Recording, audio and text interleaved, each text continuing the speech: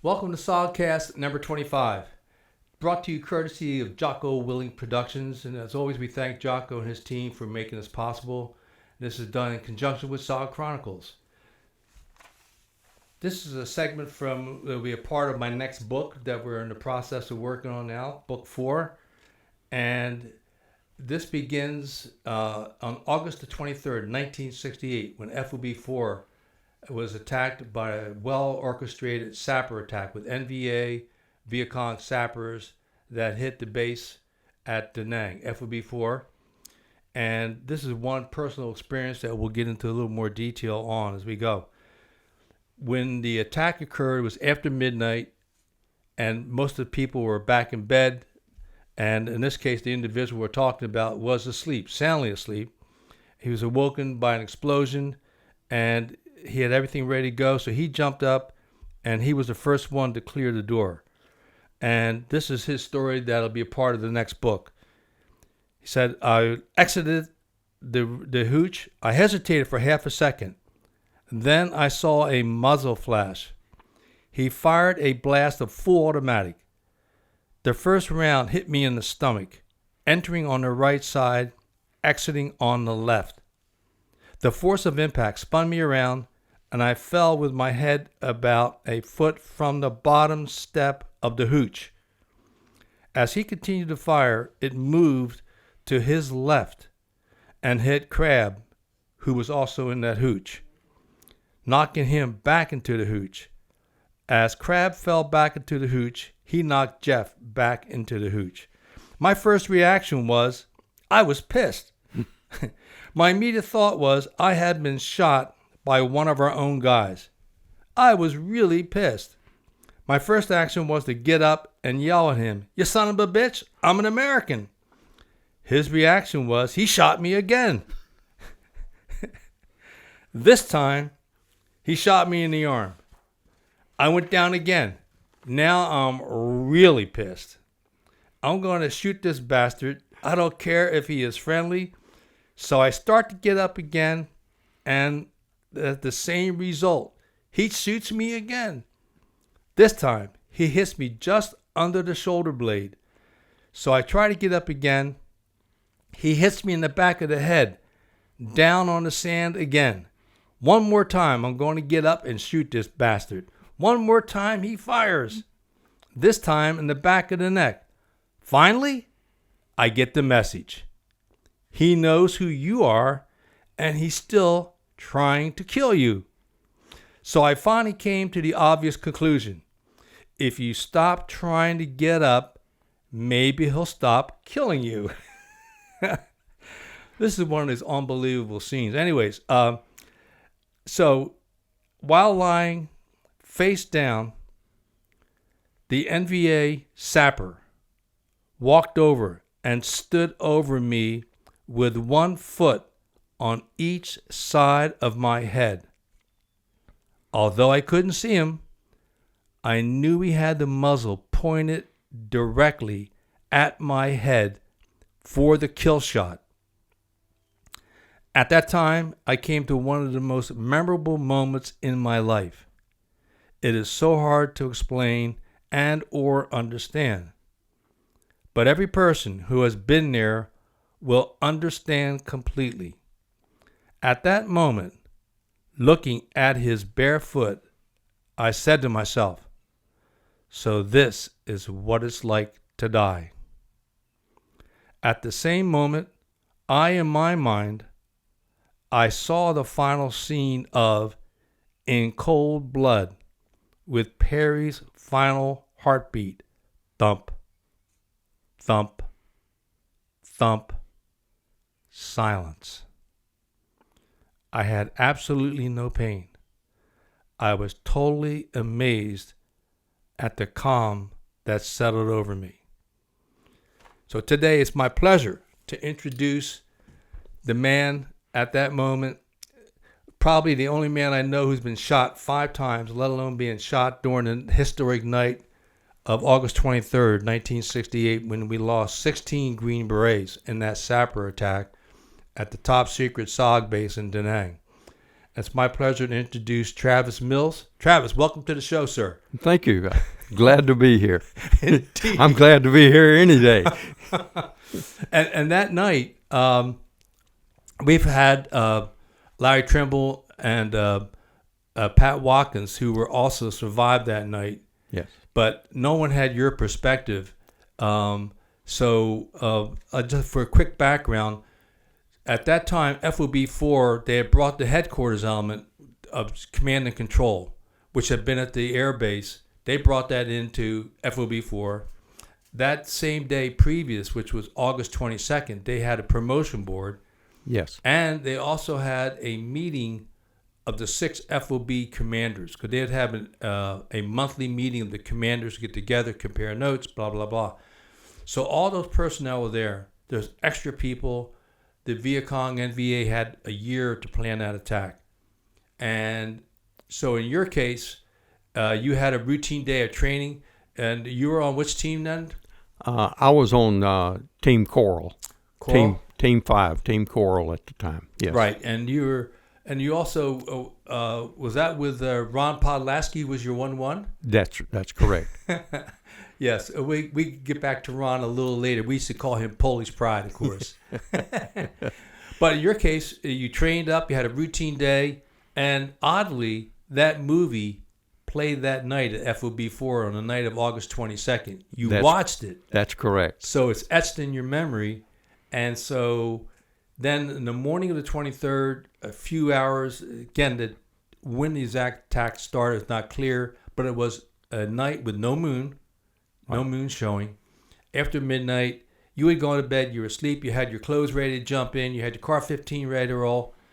The first thing you hear is this large explosion. They began throwing satchel charges into the hooches, killing the Americans and indigenous troops. You heard that, you jumped up. As you're running out the door, you pause for that momentary second, and their first shot goes across your stomach. Yes. That whole scene is just amazing to me. And that's why it's been one of the more compelling stories. We missed it the first time when I did it on the ground, but we got to come back and, of course, get it for SOGCast here. And, the thing that amazes me, there's so many things that happen after that. But first, your hooch, where was it in terms of recon company? At that time, the eastern perimeter had 3 rows of hooches that were recon, and then further south from that were some indigenous barracks. And the barracks you're in was unique because you had officers, some were hatchet force, some like yourself that were transitioning, correct? That's correct. Yes. We were in the very southeastern corner. We were the very southeast corner hooch there. And there were 6 of us in that hooch. There were 2 of us that were transitioning over to recon company, and the others were part of the hatchet force. And that's where I had been because I had been on the hatchet force before in second company. And second company was primarily manned, other than like 2 of us Americans, they were all from Okinawa, TDY. So when they went back to Okinawa, that only left 2 of us, and plus, so they started integrating, and that's when I came into Recon Company, and I originally started on Team Python, and then they went through the reorganization, and we went from 18 teams down to 12 teams, and Python was stood down, and I was assigned as the 1-1 on Team Coral because Hatcher, the 1-0, was going to rotate in like 6 weeks, and then I was go over to get primed to take over take over as the 1-0. Yes, sir. And he had just left. I'd only been the 1-0 about a week, and they gave us time to train up. And as a matter of fact, we were supposed to get our first mission briefing the next day. Wow. So we were getting trained up, getting ready to go, and all that kind of stuff. And so we went to bed that night fully excited that, okay, tomorrow morning we're going to get our first mission briefing and that get a chance to get on the ground and get on the ground and do all those kind of things. And then, like you say, it's somewhere for some reason, like you say, there's all kinds of different people that say, well, it started at midnight. Others say it started then. In my own mind, I distinctly remember that when that first explosion went off, which is they threw a satchel charge in the hooch next to us, and it blew the sides out, the roof collapsed, and it killed everybody inside. And up until that time, we had heard no small arms, so we thought we were being mortared. Right. Which we got every once in a while. And that's why, I come blasting out the back door. And as I come out the back door, then out of the corner of my eye, I saw him standing over there. But we had 500 Indians in the camp, Sure. For the Mike forces and all that kind of stuff. So I just thought he was one of our guys going to his defensive position just like we were. And then, like I say, I hesitated for a half a second, and that's when I saw the muzzle flash. And then the whole things all changed after that. That's why, like I say, it really aggravated me because I thought I'd been shot by your own guy. And the idiotic things you think about, you can't sit around in a club and talk about being shot by your own guy. So I'm really pissed. And that's why I jumped up and said, you son of a bitch, I'm an American. Well, apparently he already knew that. So he says, okay. And so he gave me another round. Oh my God. I'm a slow learner, but once I get it, I got it. So and then in that first burst, after you get hit in the stomach, as he's firing the AK-47 rifle, that's when he got Crab then. Right. And that blew him back into the hooch because he was following you out. Right. And just for our audience, the hooches were facing the front door faced to the west, the back door faced to the east to the South China Sea, right. and the beach that was there. Right. So you went out the back door. Yes, that's where my defensive position was. And so behind Crab, then you had also Jeff. And just to set up that scene a little bit, because Crab was seriously wounded, his femoral artery had been hit, and he was bleeding profusely. Yes. After 30 seconds or a minute, now this was Lieutenant Bob Blatherwick? Yes. He was still a lieutenant at the time, right? Right. This guy is another one of our heroes. Blatherwick came to the door. He was coming to get me. Without moving and trying to use the best stage whisper I could, I told him, Bob, don't come out. Bob stopped and hunkered down at the door. He said, what's up, Trav? And I said, he's right there on the corner, waiting for you. Bob leaned out, looked to the south, and said, I don't see anything. I said, do you see a sandbag? About 3 sandbags up? That's sticking out further than the other sandbags? Bob leaned out the door and said, yeah. I said, shoot it. And Bob said, you want me to shoot a sandbag? And this is the part. I replied in a strong stage whisper, shoot the fucking sandbag. Okay. So Bob leaned out the door, lined his M16 down the edge of the sandbags, and fired a full burst. When he fired the burst, I got up, grabbed my car-15, and got back to the hooch. Later on, when I got back from the hospital, I was told the sapper, was found with a bullet hole between his forehead. Apparently, he's looking right down the barrel when Bob squeezed the trigger. Oh, my God. And, of course, this is like everything. Time expands. Like seconds become minutes. That's right. And so you get back in the hooch, then you see Crab with a femoral artery bleeding, and then they do first aid on him.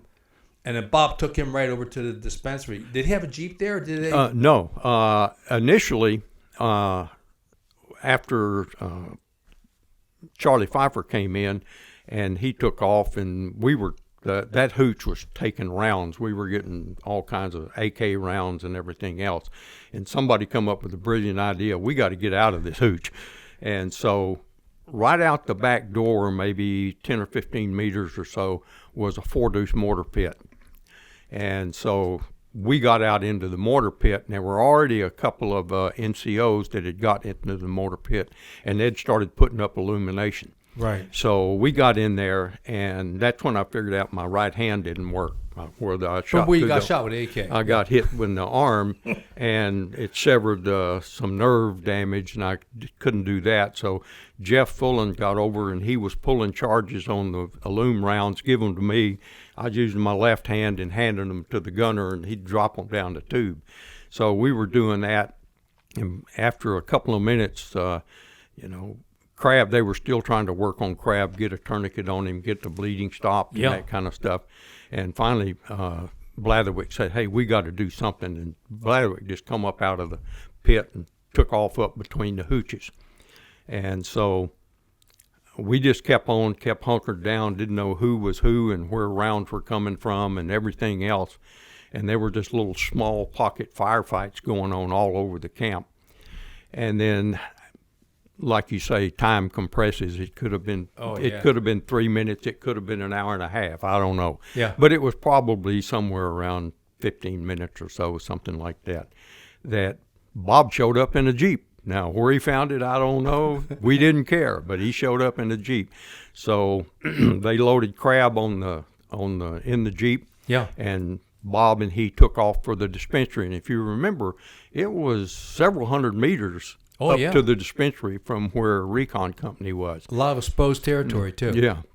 So he got there and deposited Crab and that kind of stuff. And when he left, just as he was pulling off, he said, I'll be back to get you, Trav. And I said, okay, Bob, I'll be here. So anyway, also, I think that after you've been shot 5 times, everybody assessed that somehow you weren't going to die. You were bleeding a lot. Right.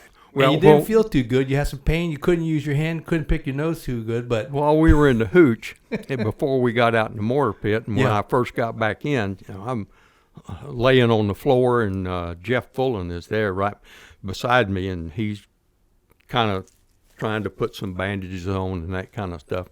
And I remember asking him, I said, "Jeff, did you ever eat any green apples?" I said, "My stomach hurts like hell." Oh, no, really?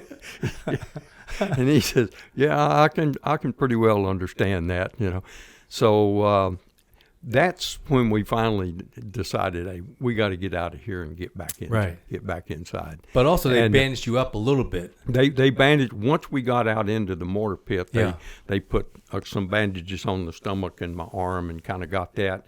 I wasn't bleeding very bad on the other you got wounds. Shot in the neck. Right. And I'll kind of go into that probably later. I can go into more a little bit that why they weren't bleeding quite so bad and that type thing. But we'll quote that doctor later on when you're on the. Anyway, we're out and we got out into the mortar pit. Yeah. And then he took Crab. Then he came back and he picked me up. And so they helped me out. I got in the Jeep, and just before we started, Bob turned to the mortar crew and he said, "Keep the illumination going up." He said, "It's the only way I can find my way around." They done shot the lights out of this thing. Of the Jeep. Yeah. Can you imagine that? So we took off through the camp, and it was a really eerie sight. I can't imagine. The illumination was up, and the flares, how they swing underneath the parachute. So you got these weird-looking shadows that wave from side to side and all that kind of stuff. The little talk was been blown up and totally collapsed, and it was all on fire. There was little firefights going on here and there. And had S4 exploded yet? No, not yet. Okay. That hadn't. That one hadn't went up yet. Right. And so we finally made it up to the dispensary. Bob pulled up out front, and I got out, and he said, "See you later, Trav." And he off into the darkness, and I think he wound up picking 4 or 5 people up that night and getting them back up to the dispensary so they could get some. We took a few rounds. They shot one of the windshields out. While you're en route. While we were en route, but he didn't get hit, or I didn't get hit anymore. And so we made it well. Bob was a real hero that night. Well, absolutely. I mean, this is like even 20 or 30 years later when we first we of course, in SOG, we couldn't talk about it for 20 years. But afterwards, Soldier of Fortune did a story, and then we did our first book. But there was always a question: who were the people in the Jeep? There was more than one, and another was a Navy corpsman who came in. But Bob was the first one. Would you critically ruin and save Crab's life by getting him up there? Right. Yeah. And so he's clearly one of our unsung heroes that night. But getting back to your story here, because at the hooch, the guys determined you're not going to die. So you get into the dispensary. Oh, that was what I was going to tell you. Yeah. In the earlier part, when I said I came to that absolute total revolution there laying on the ground and had absolutely no pain whatsoever. Wow. I mean, it was I was extremely calm. It was I'm still amazed today when I think about that.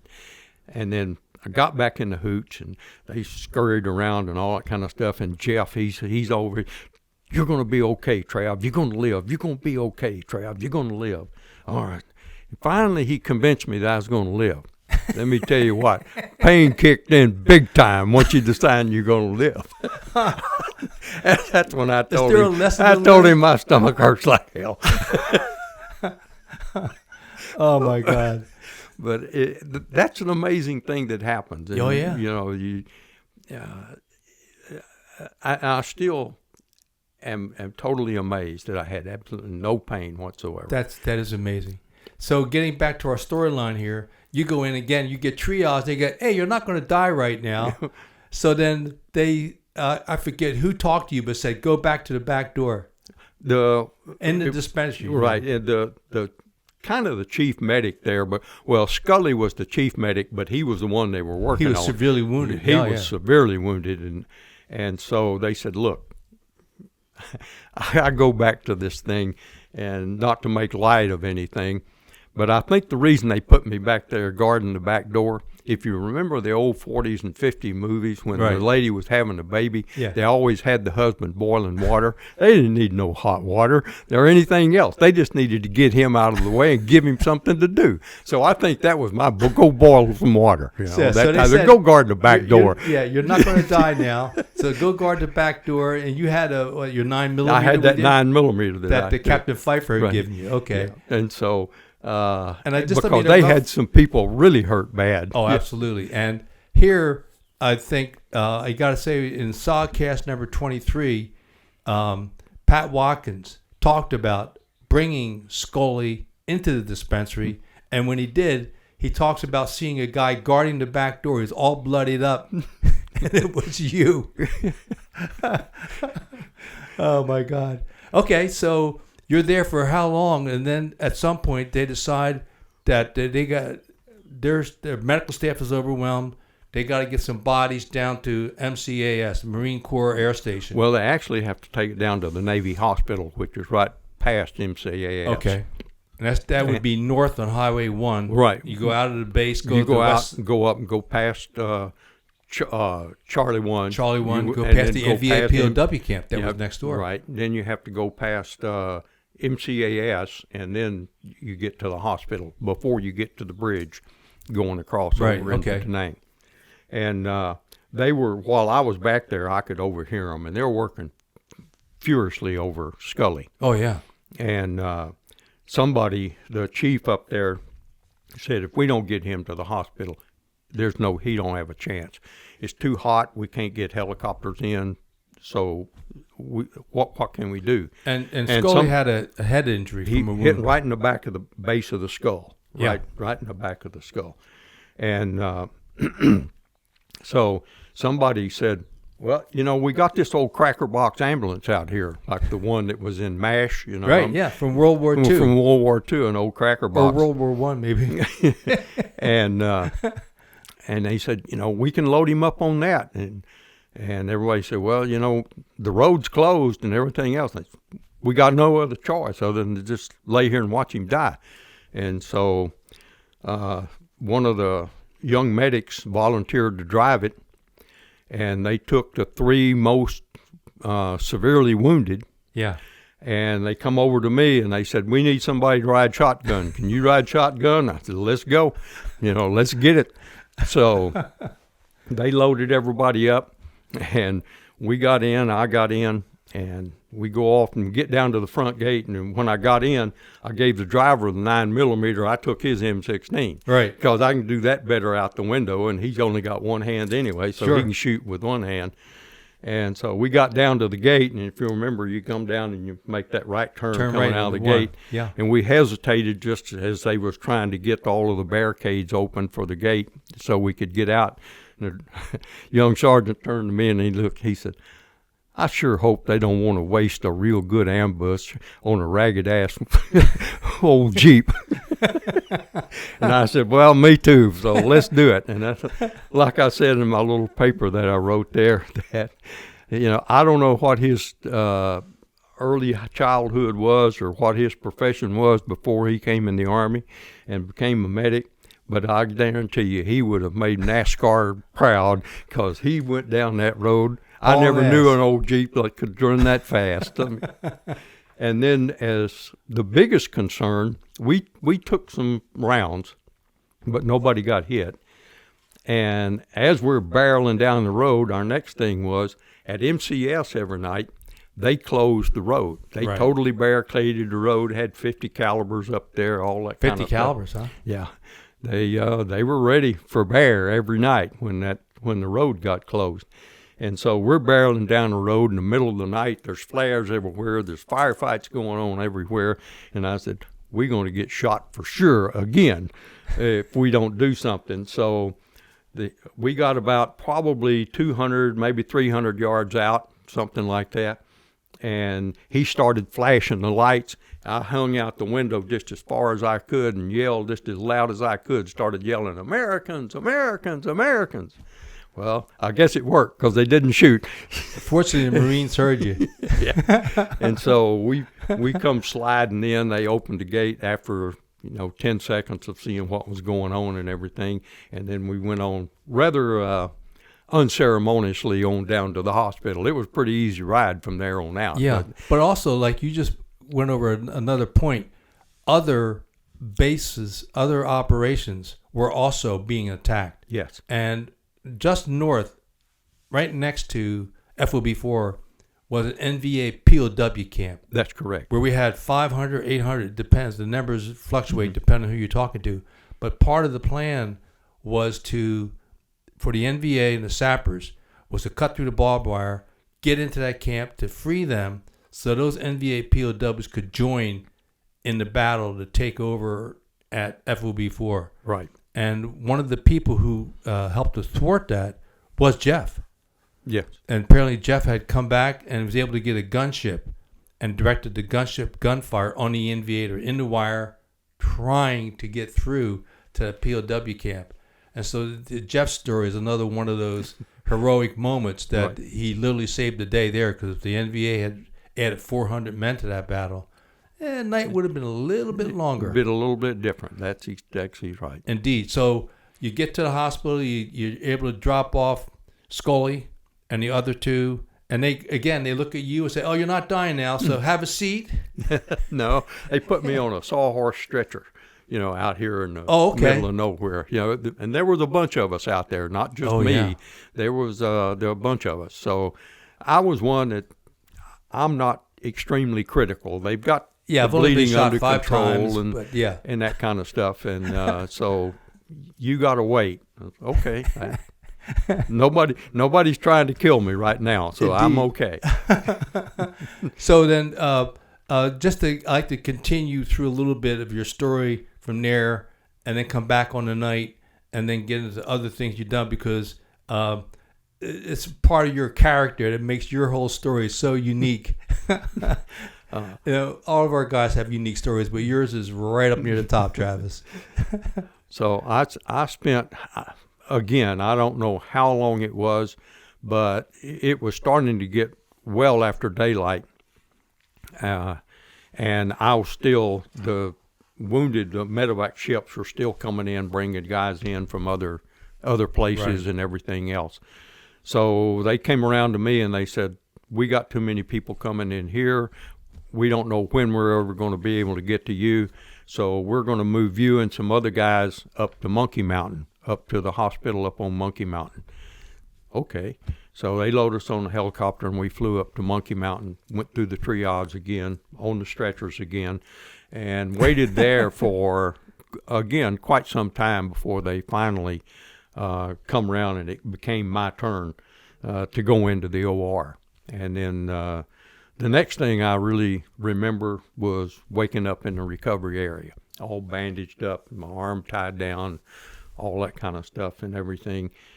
And I was there in the recovery ward, and again, one of the most profound moments in my life happened right there in that recovery area. Is I was just coming out of the medication enough to kind of have a few semi-sane thoughts and that type thing, and started the old why me, why did I have to get shot? What did I do? All that kind of stuff. And it's really getting up into the, poor, pitiful me type thing. And they wheeled a young Marine out of the OR and put him up, and he was coming out from under the anesthesia. And when you come out from under anesthesia, you do all kinds of weird stuff. You yell, you kick, call people names, do all kinds of bad stuff and everything else. And so this young kid, he was probably about 19 years old, and in the gyrations that he was doing, he kicked his sheet off. Of course, when you come out of the OR, that's all you got, the bloody surgical sheet covering you up. Right. And when he did, I looked over, and his left leg was gone just below the knee. His right leg was gone just above the knee. His left arm was gone right at the elbow, and he had one arm left. And he had many, many other bandages all over his body. And I looked over at him and saw that, and I kind of looked at myself, and at that exact moment, I heard my grandmother's voice, just as plain as if she was standing right at the foot of the bed. And she says, I used to complain because I had no shoes until I met a man that had no feet. Amen. And then I heard her say, you got no complaints. Get over it.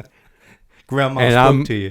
Yes, sir. And at that moment, I mean, the depression went away, everything else, the resolve came in. Hey, I'm the luckiest guy. I'm still breathing. I'm still alive. I got both hands and both legs.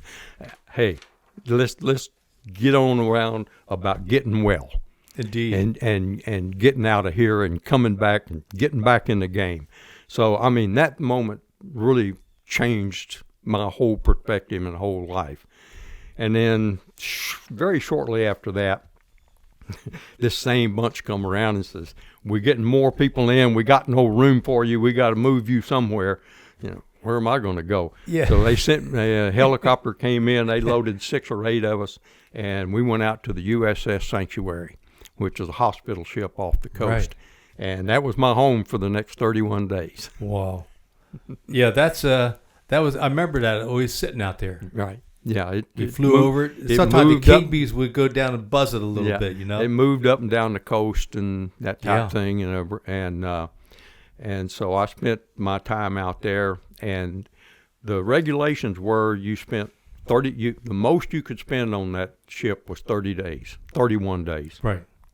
And you either had to be medevac further back, like going to Japan or Guam or Midway or somewhere like that, or you had went back to duty. So I wasn't interested in going further back.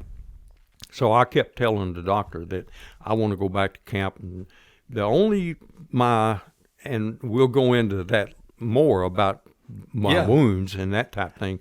But the main one that they were concerned about was my right hand, because I had all the nerve damage. I had no feeling in the hand, very, very limited. I could use my thumb and forefinger, and that was about it. But I finally convinced the doctor that, look, he kept saying, you can't go back to duty. You're not duty qualified. You're not duty ready. And so finally I said, look, you don't understand. I'm an infantry officer, and my only requirement is to fire a weapon. I got a thumb, and that finger works just fine. My trigger finger. I am qualified for duty. And he said, you're the hard-headedest bastard I ever met. He said, if you want to go back, then so be it. So he signed my release, and the next day we pulled into Nang Harbor, and I got off, and they gave me a set of Navy dungarees because, like I said, when I came on board, all I had was a bloody surgical sheet. And so I got on the dock, found a 5-ton truck going down to MCAS. So I hitched a ride to there, got out, started walking down the road. Pretty soon another truck came by, stuck my thumb out. He picked me up, took me down to the gate at FOB4.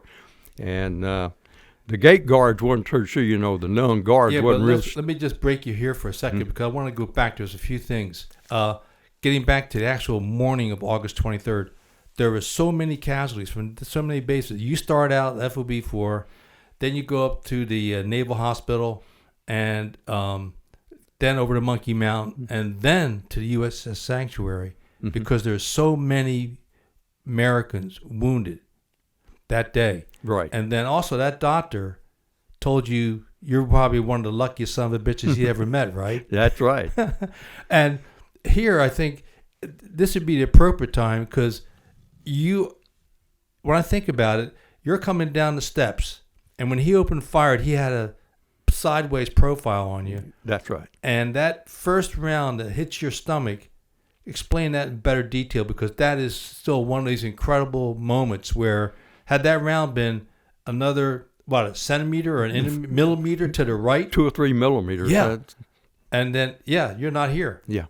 But please. It came in from the right side and exited the left. And as you said, he was on a side angle shot from me.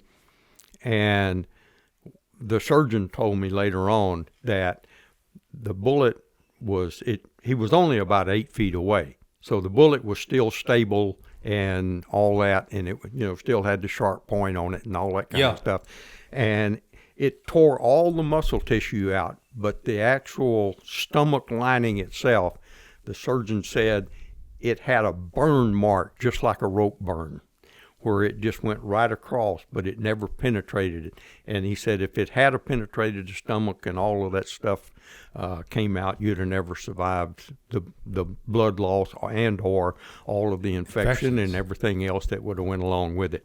He said, that's the first thing. He said, the first thing? He said, yeah.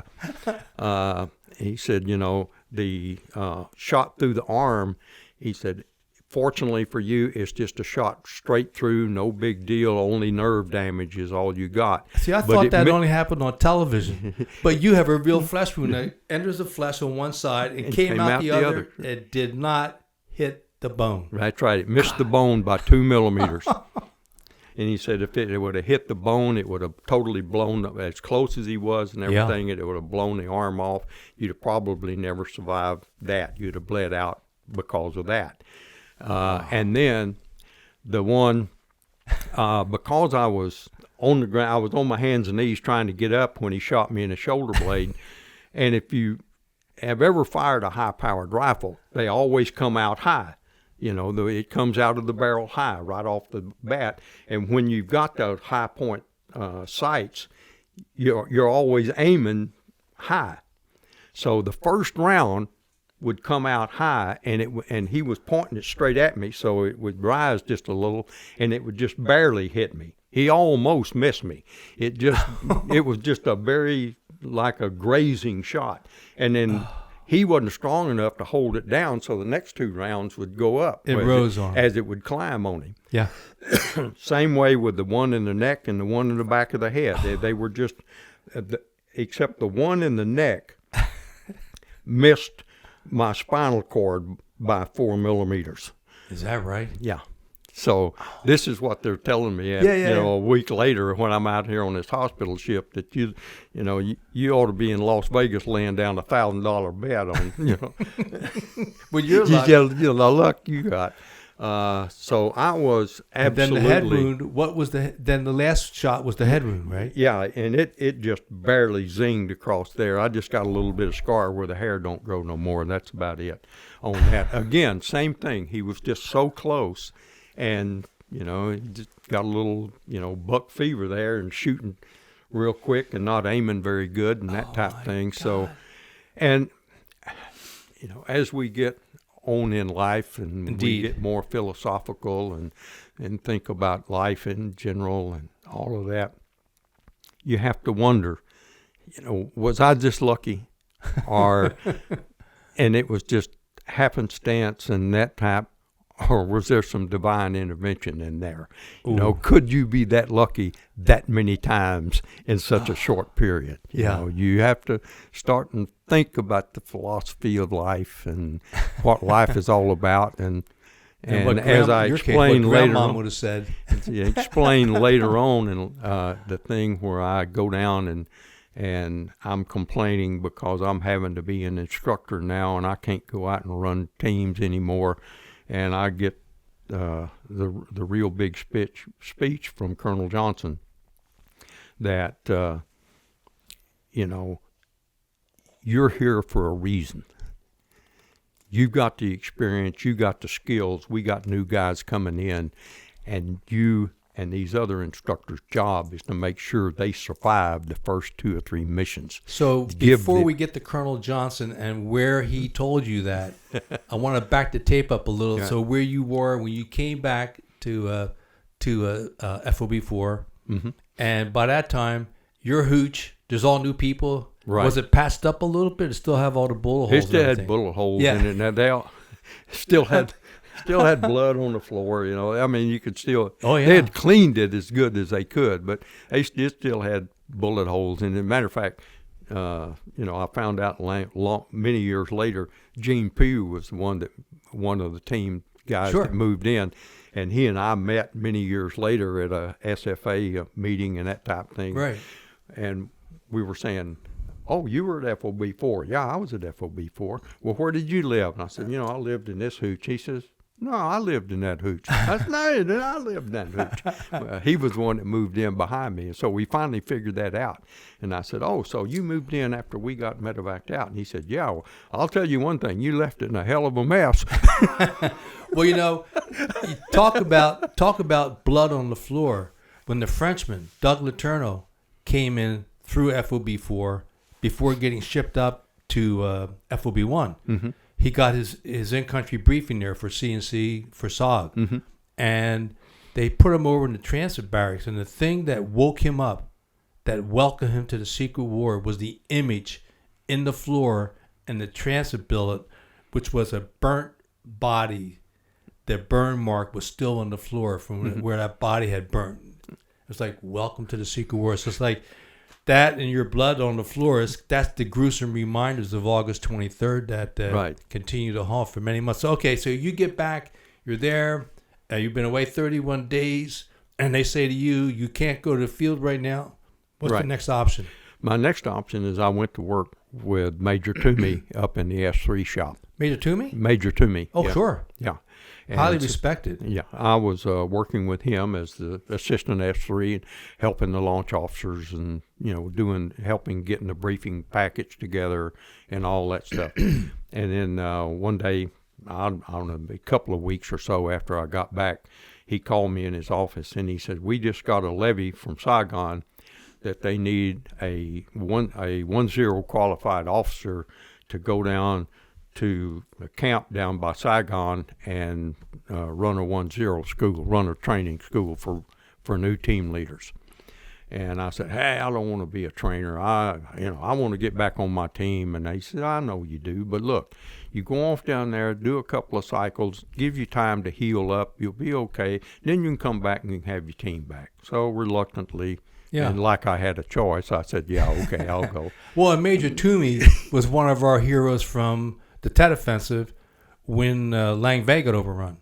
And he led a relief force from FOB3 up at Quezon that went back to Lang Vei and to help to relieve the siege there. Just stud of an officer, just an outstanding man.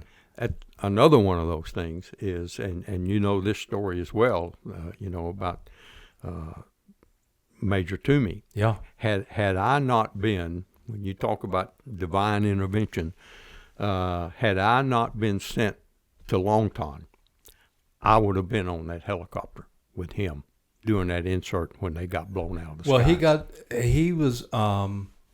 Was he on the chopper doing an insert, or was it on the U-17 coming back with ordnance that blew up and crashed? No, he was going in, I believe, on it when they hit it. Right, so we're talking about November 30th, 1968. We had a King Bee, a South Vietnamese Air Force, H-34, that was going on a mission across the fence into Laos, a mission called Eldest Son. Right. Where we would go in, put in enemy ordnance. Right. AK-47 rounds, 82 millimeter mortar rounds, and they would be doctored so that when the enemy soldiers used it, it would explode and kill them. Right. And on that helicopter, there were 7 Green Berets, including the Major, and they were hit by anti-aircraft fire en route. They spiraled down. All 6 were lost, and they didn't recover their bodies until 25 years later. But they are today buried along with the helicopter crew at Arlington. Oh, okay, great. Yes, sir. Yeah, and but the grace of God, the guy that took my place was on that helicopter. Yeah. Oh, so, my God. You think about those things later on in life and wonder, what is my mission in life? Why am I still here? Indeed. So it kind of puts a little bit of a burden on you that, I have to do a little bit better every day. Well, then, before we get you going to Longton and walking through the gate and meeting Colonel Johnson, could we just flash back to how did all your military career begin? And just maybe kind of go through it step by step from Texas, and then how you decide on OCS and things like that, your prior service before getting into OCS and Staff Sergeant. Special Forces. Yeah. Well, I was number 1 on the draft list, and which we had a draft back in the 60s. That's correct. Yes, but I was married at the time, so they were only taking single guys and we didn't have any children. And on a personal note, you're still married to Bobby. That's right. To whom 59 years later, 59, she's still talking to you. Yes. That's saying something. Okay, I'm sorry. Go ahead. So I was number 1 on the list, and a very, very good friend of mine went to school with. His father was on the county draft board. And so every month he would tell me, we got enough single guys this month, so you don't have to worry, and that type of thing. And then when we came up to this point, and he came to me and he says, well, it's time. We only got so many, and you're number 1 on the list when we have to start going past the other ones. And so what city, what county, what state? This was in Salina, Texas, in Collin County, Texas. Okay. And which is just north of Dallas, about 35 or 40 miles. And so with that up, I didn't want to just be a draftee. Sure. Because I knew what I wanted to do. I wanted to get into Special Forces. So Bobby and I talked about it, and I said, when the time comes, I'm going down to sign up. So I did. And so I went in, got processed, and went off and went through basic training at Fort Polk. Everybody that ever been to Fort Polk. And then from Fort Polk, I went to Fort Jackson, South Carolina, and went through the basic AIT type stuff. And then I got assigned to a training company there in Fort Jackson, South Carolina. And it was for being just an old soldier out there in the Army, it's the greatest job you could have. Private E1 at the time. I made 2. You made it E-Deuce? Okay. I made 2. Oh, man, your career's rising. That's right. Because I was part of this, cadre. Sure. And that type thing. And my job was, once they formed them up, and the first sergeant got the head count every morning, they'd call me Corporal Mills. And, I'd come around, turn around, march them off to the classroom and turn them over to the instructors. Once everybody's here, all present accounted for, here's the list of the students and all that. I was off till 10 minutes till noon, where I had to pick them up, march them in, put them through the mess hall, get them formed up again, get the head count, and then the first sergeant turn them back over to me. I march them back, turn them back over to the school again, pick them up at 5 o'clock, take them back to the barracks, and turn them over to their drill sergeants. My day was over. I did CQ twice a week, and that was it. And 2 times a week, weekdays, and every other weekend, I had to pull CQ. So, wow. I mean, you're talking about a good job. Now, that was a good job. And CQ is night guard duty. Yes. Yeah, you're in charge. Yeah, right. So, but every payday, because when I came in the Army, I was fortunate, and I picked a lot of the right answers on the entrance exam, so I had a very credible score. So my company commander would give me the speech at every payday. We really need somebody to go to OCS. We need to go to OCS. Well, I wasn't real sure I wanted to be an officer, and I wasn't real sure I was going to stay that long anyway. So, right. But in one of the conversations, I was talking to my dad. My dad was Seaman Third Class in the South Pacific in World War II. And so I was telling him that, boy, this company commander, this captain, he's on me every month about wanting to go to OCS or whatever.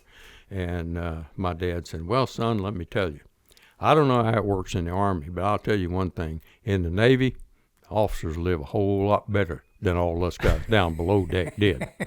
He said, if you get a shot at going to OCS, I think you ought to take it. So the next payday, I made my company commander very, very happy. I said, okay, I'm ready to go to OCS. So I filled out the paperwork. 3 days later, I was on a bus heading to Fort Benning, Georgia. Wow. And went through infantry OCS. And fortunately, soldiering came pretty natural to me. I was always one that would accept being in charge and didn't mind being in charge. And then what year was this? This was 1967. Okay. When I went to OCS. Yes, sir. And academically, I was a good student academically, and so I never had that problem. Good fortune shined on me, and Indeed. I graduated number 1 in my class. Really? I graduated honor and distinguished graduate. Wow. From my OCS class. Yeah. And so by doing that, I got to choose my assignment. Oh. And I chose Special Forces, and believe it or not, they gave it to me. So that's rare. I went. That's exactly right. I went from immediately to jump school. Oh, now wow. I will tell you another story. Please. When we were just getting ready to turn senior candidate, we had been out to the Company in the Attack live fire exercise. And we were on our way back home, back to the main post. And this exercise was way out in the firing range. It must have been 20 miles out there. And the whole OCS company, we had about 126 guys. No, we had 226 guys. So we had like 6 or 7 2.5-ton trucks full of troops. We were come back down those old red dust roads in Fort Benning. And the guy driving our truck was the 4th one in a column of 7 trucks. And he got behind, and then he started trying to catch up. And there had a bridge washed out on one of the creeks out on the way back. And they had put in one of those LVLV bridges. Oh, yeah. And so the trucks had to slow down because it's really narrow. And so the trucks up front were slowing down. And just as the truck in front of us was just getting his front wheels up on the top of the bridge, yeah, our driver come busting out of the dust at about 60 miles an hour. Oh. He hit that truck in the back end. It went off the bridge this way. We ricocheted off of that, and we hit the abutment of the bridge, and the truck stood right up on its nose and fell upside down in the creek. And this is before seatbelts. Oh yeah. Well, yeah. I mean, we're all in the back. Yeah. And without seat with belts. a canvas, that canvas top on that yeah. 2.5-ton truck, and it come right down on top of us. Whoa. The only thing that kept from killing us was the water in the creek was just about chest high, so that cushioned the actual impact when we went in. We didn't get anybody killed, but really? We got lots of broken legs and arms and all that kind of stuff. I broke my pelvis in 2 places. 2 places? Yeah. So, and while I everything happened, bang, bang, bang, and all that kind of stuff, and then it's dark, and I'm wet, and what's going on, and I look up, and I see daylight. So I start going to daylight. Well, when I broke out of the water, the canvas on that thing had ripped, and that's what I could see was that hole, the sunlight through that hole. So I was up there, and I tore that out, and we helped some other guys, and we all got out. One of the guys, I think his name was Maxwell, had broken his neck, and he was just almost like this in the water. And so I got him and held his head up out of the water and got him over to the side of the bank. And you're doing all this with a broken hip? Yes. And no pain yet, or? Not yet. You hadn't got to your pain stage? I hadn't got to the pain stage yet. So as long as I was in the water and buoyant, I was okay. And so we got him over. I got him over to the edge. Yeah. And I reached down to get him on the shoulders to lift him up out of the water so I could lay him up on the thing because he was pretty much unconscious and just like this. And when I reached down, not in the water, and I picked him up, pain. No. I didn't walk for a long time after that. I went down, and oh my God! It just so happened there was a tank crew out at one of the tank ranges doing some training, and they were on the way back. And we had an SFC that was in our class. Mm-hmm. He died a few years ago.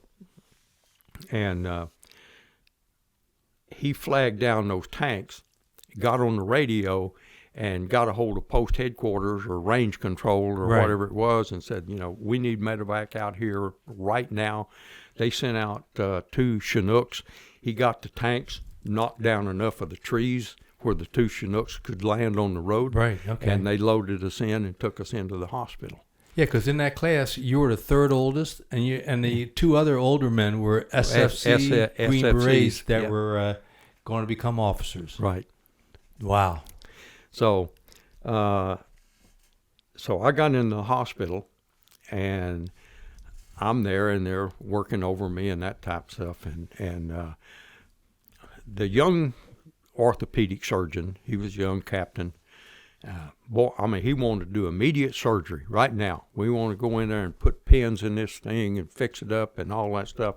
And as you well know, when you're going through OCS or any of the other training courses, you're in absolutely top physical shape. Sure. I mean, you are just 1% body fat. I mean, you're ready to roll. You're ready to go.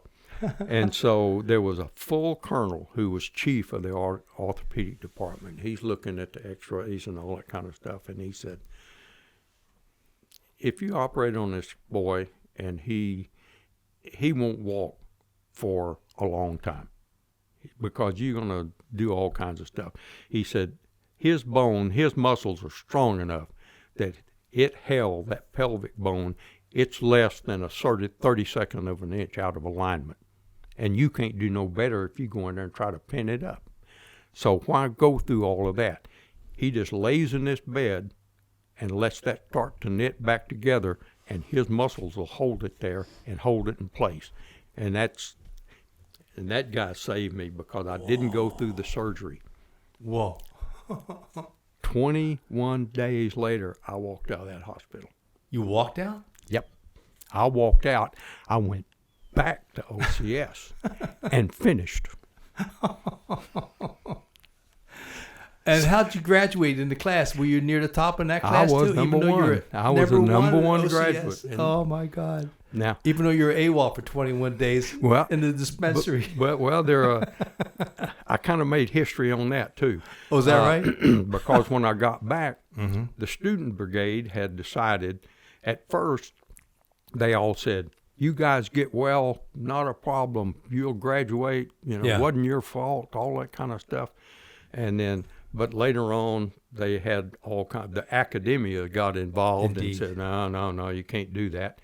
And so I became what's called a turnback. They sent me back to another class so I could go through and get the whole training. Well, under the current rules, a turnback was not eligible for any of the high awards because you were considered to had a double chance. You had taken these exams before, so you had a chance of having a better score than the person that had went through the first time.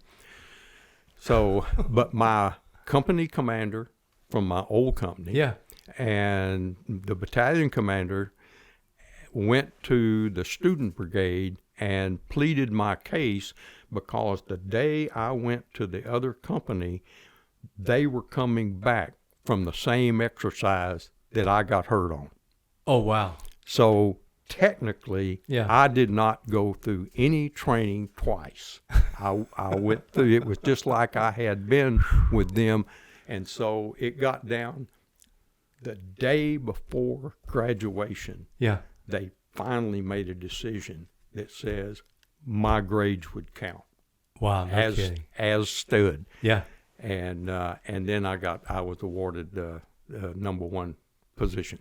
Wow. Otherwise, I would have got nothing. So again, Providence stepped in again on that and allowed me to be able to get my selection to come to Special Forces. From there, you go to Special Forces training as an officer, the officer training, which was how long? Well, I was in 7th Group for a year, and we did some just normal team training, and then I went through the SFOC course, and I can't remember how long that was. Seems like that was about 8 or 9 weeks. It was a pretty long course. And not near as long as some of the Q courses were. Well, like the medics, they were over a year. Right. And but ours was mainly, we had to do a little bit of the things of all of the different MOSs, you know, whether it would be commo and demo and that kind of stuff. And then, but mainly our indoctrination was kind of like what the O&I sergeants get, studying communist theory, studying all of the stuff about how you fit into the community, how you organize a guerrilla band, and all that kind of stuff. It was more into the leadership thing, and it was pretty intense for that period of time. But because 67, early in 68, that was the year we had the biggest buildup of our military. We had the Tet Offensive. That was also the year we had the most casualties in the Vietnam War. And so, and then I was actually on a team in Delta Company of the 7th and went on all the exercises and all those kind of things and got the training.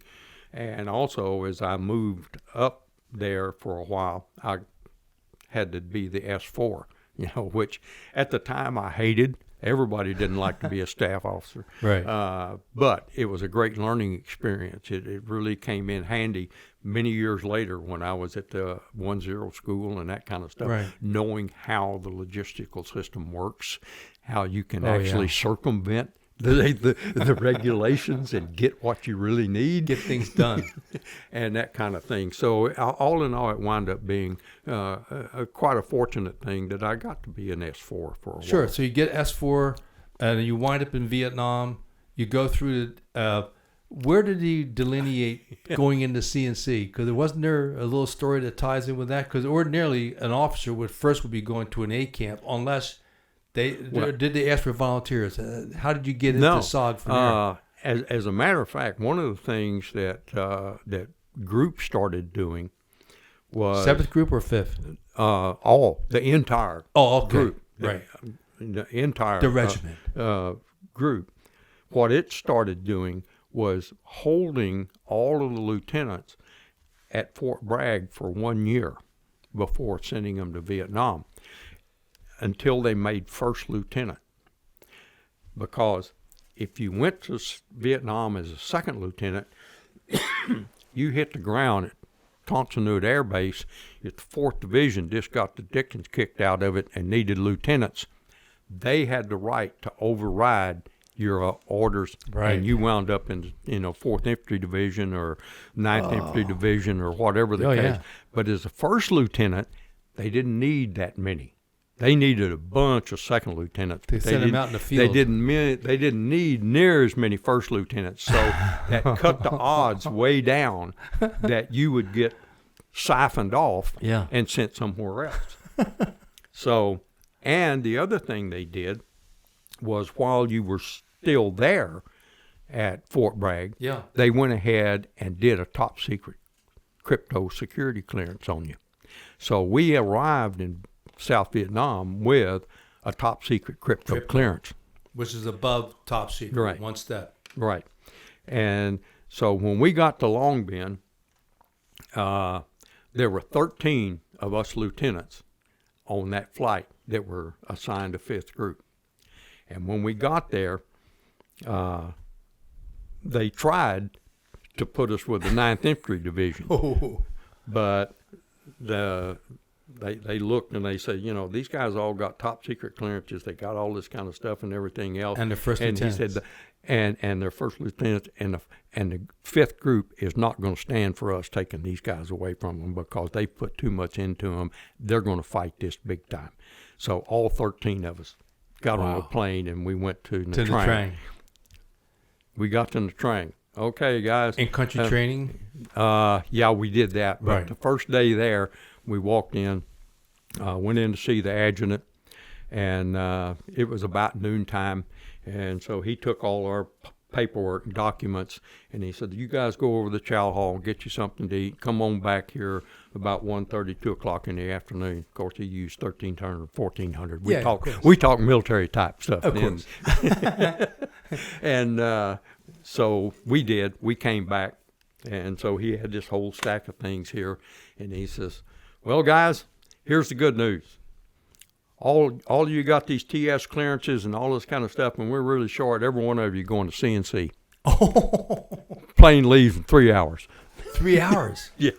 No kidding. Yeah. So you never got the in-country training? Jump on the plane and welcome to CNC or Mac VSOG. Well, we did, because then they came up with the thing. Okay, hey, when we started, they were coming over to get us to take us to the airfield. Right. And they said, no, they hadn't been to the COC course. Why do they need to go to the COC course? Because the colonel said so. Indeed. Okay. So we went to the COC course. All right. I was in the COC course that ambushed the NVA company. You know that story? No. Yeah. I'm always up for any story where you ambush an NVA company. Yeah. First of all, how many people were in your training group there? We had really one platoon. We had 4 squads. Oh, wow. So that's basically 40 guys. We had give or take a lieutenant, give or take a few. And that included the mountain yards that was with us, too. Oh, really? Okay. So we're out there, and they take us out. A101 was the one doing the training and that kind of stuff. And they had a really good first lieutenant that was in charge of that, and he was our patrol leader, and we went out. And, of course, the first day we wandered around out through the rice paddies, and we sat there and set up an ambush, and all we saw was about 3 or 4 tree frogs and that kind of stuff. Just a very, very boring night, sitting out there and that type of thing. So one of the older sergeants that had been there already had a couple of tours. He started complaining, what are we doing out here? We're just wasting time. So finally this lieutenant says, you guys really want to get some action? Yeah, man, we're going to win this war in a week, so let's get at it. Yeah. So he says, okay. And he said, hit your rucksacks up, because we're getting ready to hump it. And I mean, we humped hard all day. And we pulled into this place just before dark. It was out of our AO. We weren't supposed to be there. Really? Yep. But you're still in country now. But it was still in A101. It was still A101's AO, but it wasn't the AO we were supposed to be in. And so they had heard that there had been some... And the AO is the area of operations. Right. Because every unit had a special area of operations in country. And so we pulled up in this tree line, and there was a village over here, and then about there was big wood line and all these rice paddies in between and some little hills, not mountains, but pretty good little hills, heavily forested and that kind of stuff. And they had been told that the VC were coming in at night and requisitioning rice and stuff from the villagers, and the villagers were told somebody about it. So we pulled into the woods over here, probably about an hour before sundown, and we all sat down and got something to eat and all of that. We sat there and let it get dark, and right after it got dark, we moved out and set up 4 squad-size ambushes across that area. Oh, wow. We'd been in position maybe 45 minutes, not very long, less than an hour, and the center ambush cut loose, and a group, six or 8, walked right up in front of them, and they waited till they got about far here to that door, about 10 feet away, before they let loose on them. Yeah. Well, it was all, hey, we done shot up all these guys. Well, first thing you know, the whole tree line opened up. We done ambushed the point for an NVA company. So now you're 40 versus the company. Yeah. Green, this is the first firefight we ever been in. Okay, so, the NVA tactic, first thing they do, they flank you to the left. You're right, they're left. Yeah. So these little squad-sized ambushes were about 100 meters apart. So they walked up right between the 2 center ambushes. So when they flanked us to the left, as luck would have it, they run straight into the other ones. They let them get up about 10 or 20 feet in front of them, and they let into them. They shot them up big time. So then they come around the right, and they come around the right side. They come to my ambush, and we shot them up. So, man, they started pulling back. No kidding. And everything else. Yeah, and they thought, man, we done hit a big company. This thing spread across this whole valley. Yeah. So the lieutenant done knew what was going on. So he started calling us, said, look, guys, we got to consolidate. Let's get back in here. We got into one rice paddy, did a perimeter inside of one rice paddy, redistributed everything. Everybody had 32 rounds left. That was all we had per person. We had 32 rounds per person. And we had, I think, 2 laws and no claymores, and we had two belts of M60 machine guns. Yeah. But we just they thought we were just going to go out and walk through the woods for 3 days, right? Yeah. and in the meantime, you can see them getting ready. They're getting ready to come. Oh wow! And we're all sitting there thinking, oh boy, and can't talk to nobody on the radio. Because we're not in the AO. Right. We're out of range. Can't get anybody on the radio. Can't do anything. And then just about the time everybody was thinking, this is the end of the road, guys. You're writing your Dear Mom letter.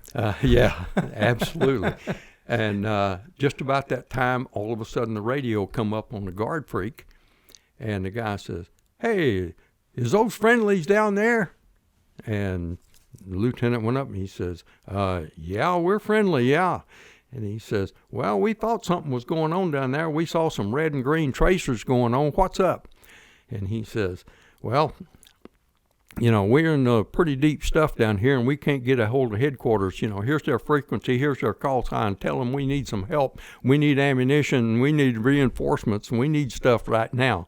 This guy... Well, it was Spooky 3-4, one of those old C-47 gunships. Yeah. And he was just out flying around that night and saw the tracers and everything and flew over and just checked it out. So he says, okay, well, I'll give you a little help while I'm here. He said, I got nothing else to do right now. And he said, I need to get a good location on where you are before I start shooting. And so the lieutenant said, he shot up a pin flare. Yeah. And he kicked out of the flare out of the gunship. Yeah. And so he circled around a little bit. He says, yeah, I see you. I got the command group down there right underneath me. And the lieutenant said, that ain't the command group. That's us. The classic line, the pilot says, well, who the hell is all those other guys? Shoot down. He said, anybody that's not in this one rice paddy is not a good guy. And he said, okay.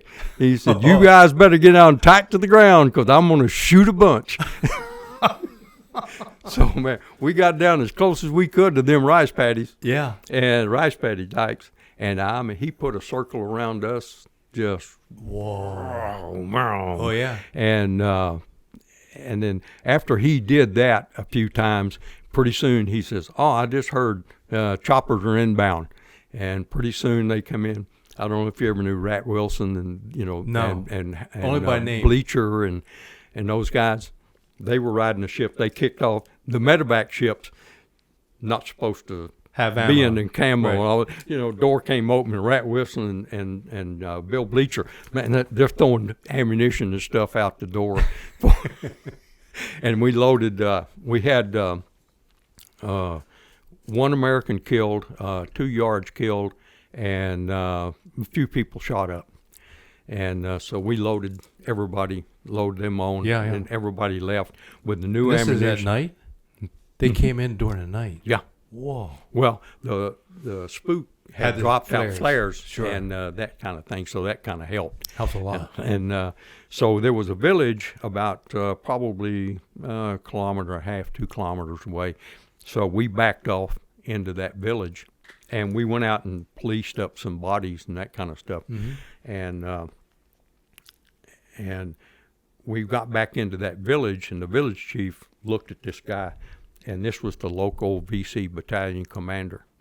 Really? And the other guy that we killed and drug him in was a VC, NVA, but he was a VC paymaster, and he had payroll and the pay records for the whole VC battalion in that whole area. Whoa! And so we set up a perimeter in the there and spent the night. They probed us a few times, but that was really it. They came out. They brought part of the Natrang Mike Force out the next morning, did a whole sweep of the area. They picked up like 15 or 20 more bodies and lots of blood trails where we had shot them up really bad because the advance party, when we were setting out here just before dawn, the advance party came into the village along with the field workers.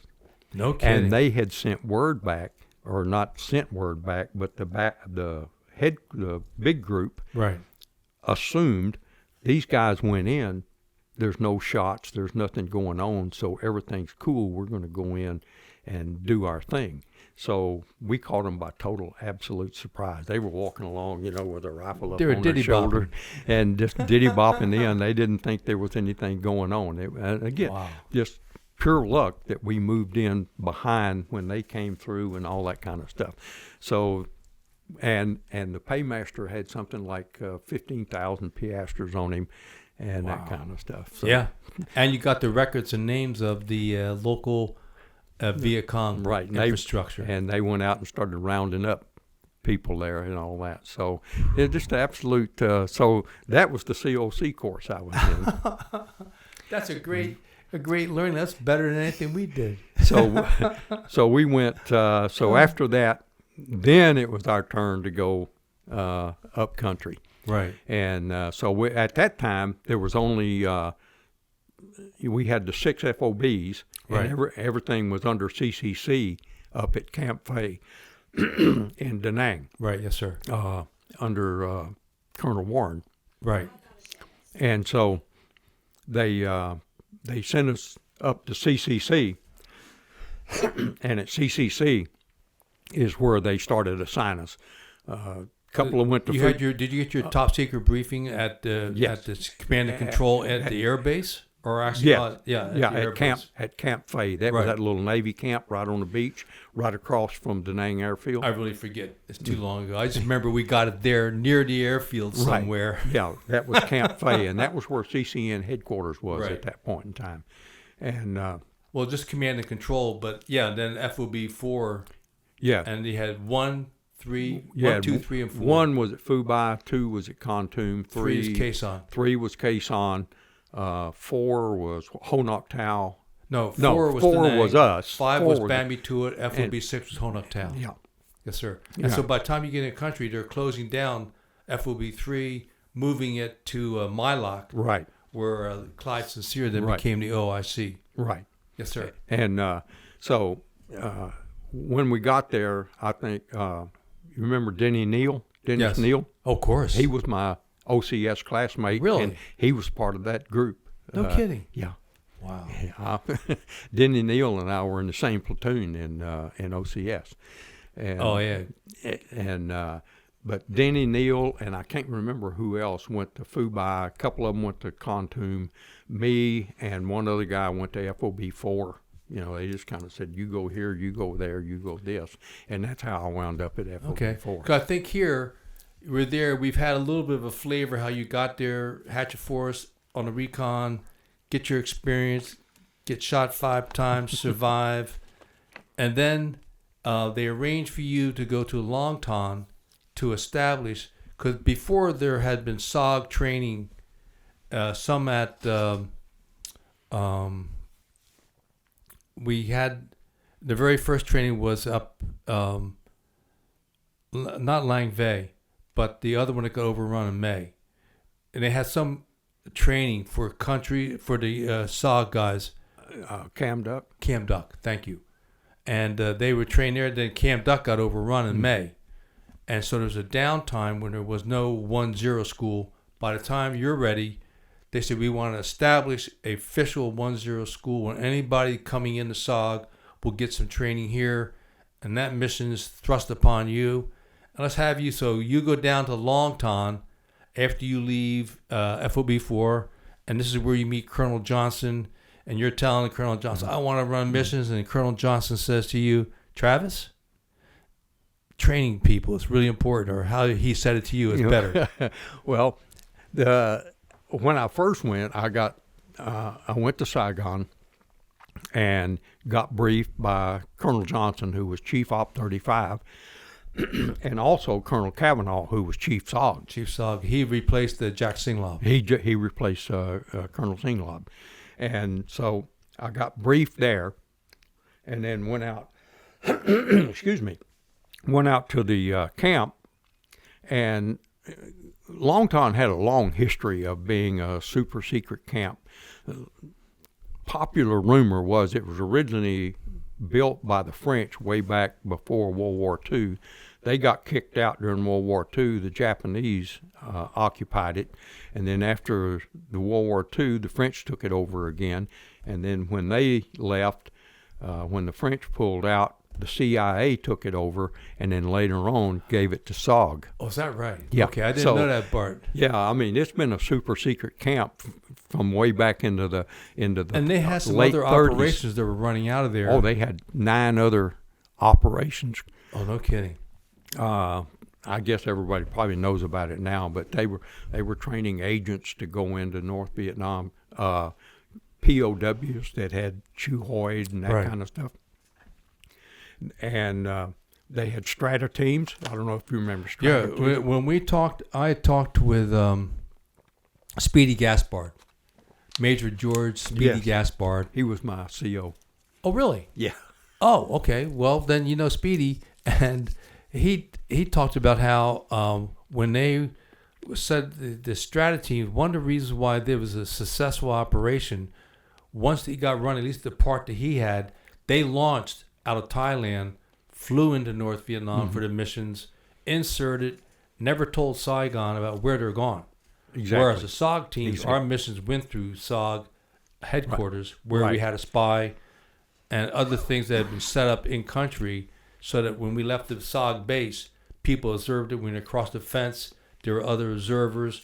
But Strata didn't have all those issues. Right. They went in, did the mission, and some of those were training up at Longtan, where you found yourself. Yes, and they had a project called Borden, where they would take POWs and they'd train them up and all of that, and then they would insert them back into North Vietnam to go back into their unit and say that they had been captured and had escaped and all that kind of stuff, and then they were to be double agents Yeah, but that program didn't have very much success. Had very little success, if any. because after they pull off a couple of fingernails, people begin to talk. They do, yeah. Silly them, but it didn't work very well. But and there were part of the older son project was down there where we actually doctored the ammunition and that type of thing. And were you working with CISO at the time on that? Or was that just strictly your local working with the ammo? So it would be your people, SF, that would get the ammo set up for eldest son, right, where we would get it. Like when we went out, we always had at least a couple of 82 mortar rounds. Or the 7.62 rounds, which would be in like little ammo clips. Mm-hmm. And I remember those. And so we would take those and then drop them along the trail. Or if you found an enemy cache, you put them in there. They would use it to blow up in their face. Yeah. But then, so you get assigned to Longtan, and I like to focus right then on the 1-0 school, because that became the school for training. And like you said, it was critical because you had, after 68, we had the highest casualty rate of SOG during the war. We lost more men. Right. MIAs. I mean, when I arrived at Fubai at FOB1 in 68, we had several teams been wiped out, others that had been close to wiped out. And, of course, that's how I got my job. Idaho was wiped out. Mm-hmm.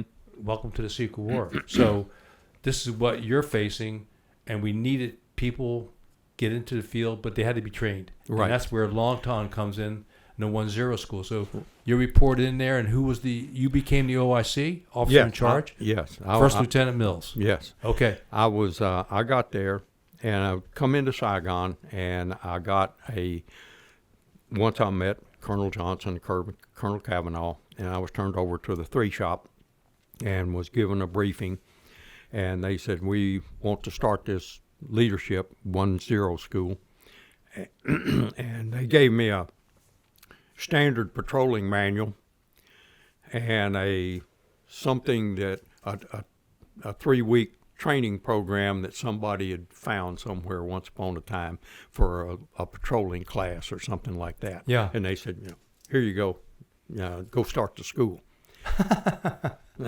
And none of that was related to what SOG was doing. No, absolutely not. Might as well have been the Sunday comics. But right. Just for our audience, again, the Secret War went from 64 to 1972, and that's why 68 was a critical year in terms of losses, the need for the training, and here you are. I'm sorry, but I wanted to get that context. Yeah, that's fine. So they told me that your staff will be one qualified and very experienced 1-0 or 1-1 from each one of the FOBs. So it's going to be you and 6 others that will be the instructors on this thing, and the instructors will be there for a short period of time, but they will be there and they will do that, and they're well qualified. And okay, so I go down and then the next day they take me out to Longtan and introduce me about the guy that's going to run this new 1-0 school for you. Talking to the Longtan commander. Yeah. Of course, he's sitting there dumbfounded. This is the first time he's heard about this. So, typical Army operation here. So, then the major that brought me out there, he said, well, I got to go. I got to get back before they close the roads. So I got to get back to Saigon, yeah. So he takes off. So we both kind of sit there and look at each other, and finally they think, okay, let's everybody get a good night's sleep, because I think we have to have a long talk tomorrow. Yeah. So we went there the next day, and we sat down and started talking about what they thought was going on and that type of thing. And so we said, okay, start filling out your paperwork to get who's going to provide all of the weapons, the ammunition, who's going to pay for the chow, who's going to do this, the billet, where we're going to put you, all of those things. So we started working all that out. I turned in a requisition list to SOG 4, and then the instructors started to show up. And they got the same treatment I did. Somebody walked into barracks one day, gave them a set of orders, and said, "You're due at the airfield in 2 hours. Get off at Longton." They'll tell you what's going on. No kidding. So they showed up. Squirrel Sprouse, Richard Gross. Really? I mean, really some really top guys. Yeah, 'cause Squirrel guy out of Sprouse. Khartoum called Tom, I think his name was Tom Coton. I can't remember the guy from Bammy Tuitt. And a guy named Johnson out of FOB 4 came down in SFC. Because with Rick Gross, I always wondered, he was on ST New Jersey at FOB 1. Mm-hmm. And Squirrel Sprouse had come in to visit us. He ran a couple missions up there, TDY at FOB 1, after being at Khartoum. Yeah, he was out of Khartoum. Amazing. These guys were of legend, and Rick was just highly respected. And I always wondered what happened to him. Now I know. Yeah. He went to Longton to train. Yeah. Oh, my God. And so... by the way, I've talked to his son. Oh, And really? I'll relay that message to his son, because his son never knew what his dad did after FOB 1. He knew he was at FOB 2 later, and then at CCC when he came back from another tour of duty. And so once those guys got there, we sat down and kind of started. They gave us the strata teams were on a break. Right. And so we were going to use the strata team barracks as our barracks. And we got one of those old World War II type barracks, except they weren't double story. They were just one story. And half of it was like a team room to prep and do lesson plans and all that kind of stuff. And the rest of it was bunks. So we just lived in one hooch there. Yeah. The instructor group. And this was an Op 34 camp. We were Op 35 people, and as you well know, Op 34, Op 35, everything was so compartmentalized. Right. Nobody knew what anybody else was doing, and it was all that stuff about don't ask and don't tell and all of those things. And so, again, trying to figure out how we're going to support this thing. Yeah.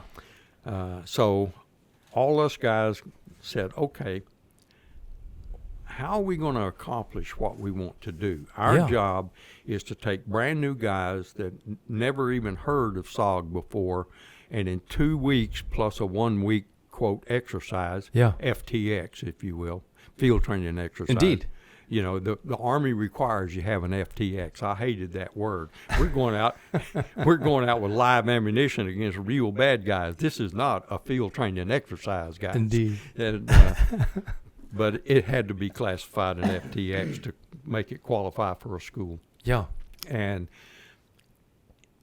we thought about all the schools we went to, and none of that scenario worked. And then we said, okay, how did we learn?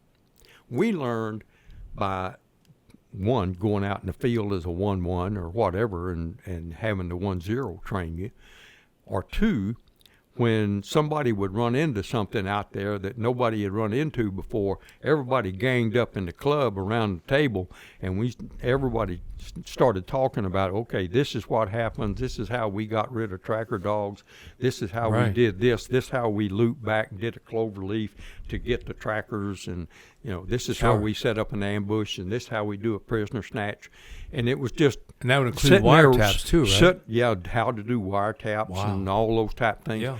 And at the club, you just sit around a table and everybody asked questions and talked, and it was just a real informal but very organized and very useful thing. Sure. That's how you trained. And so common sense and experience. Every one of you guys have been out in the field. Every one of you guys have done that.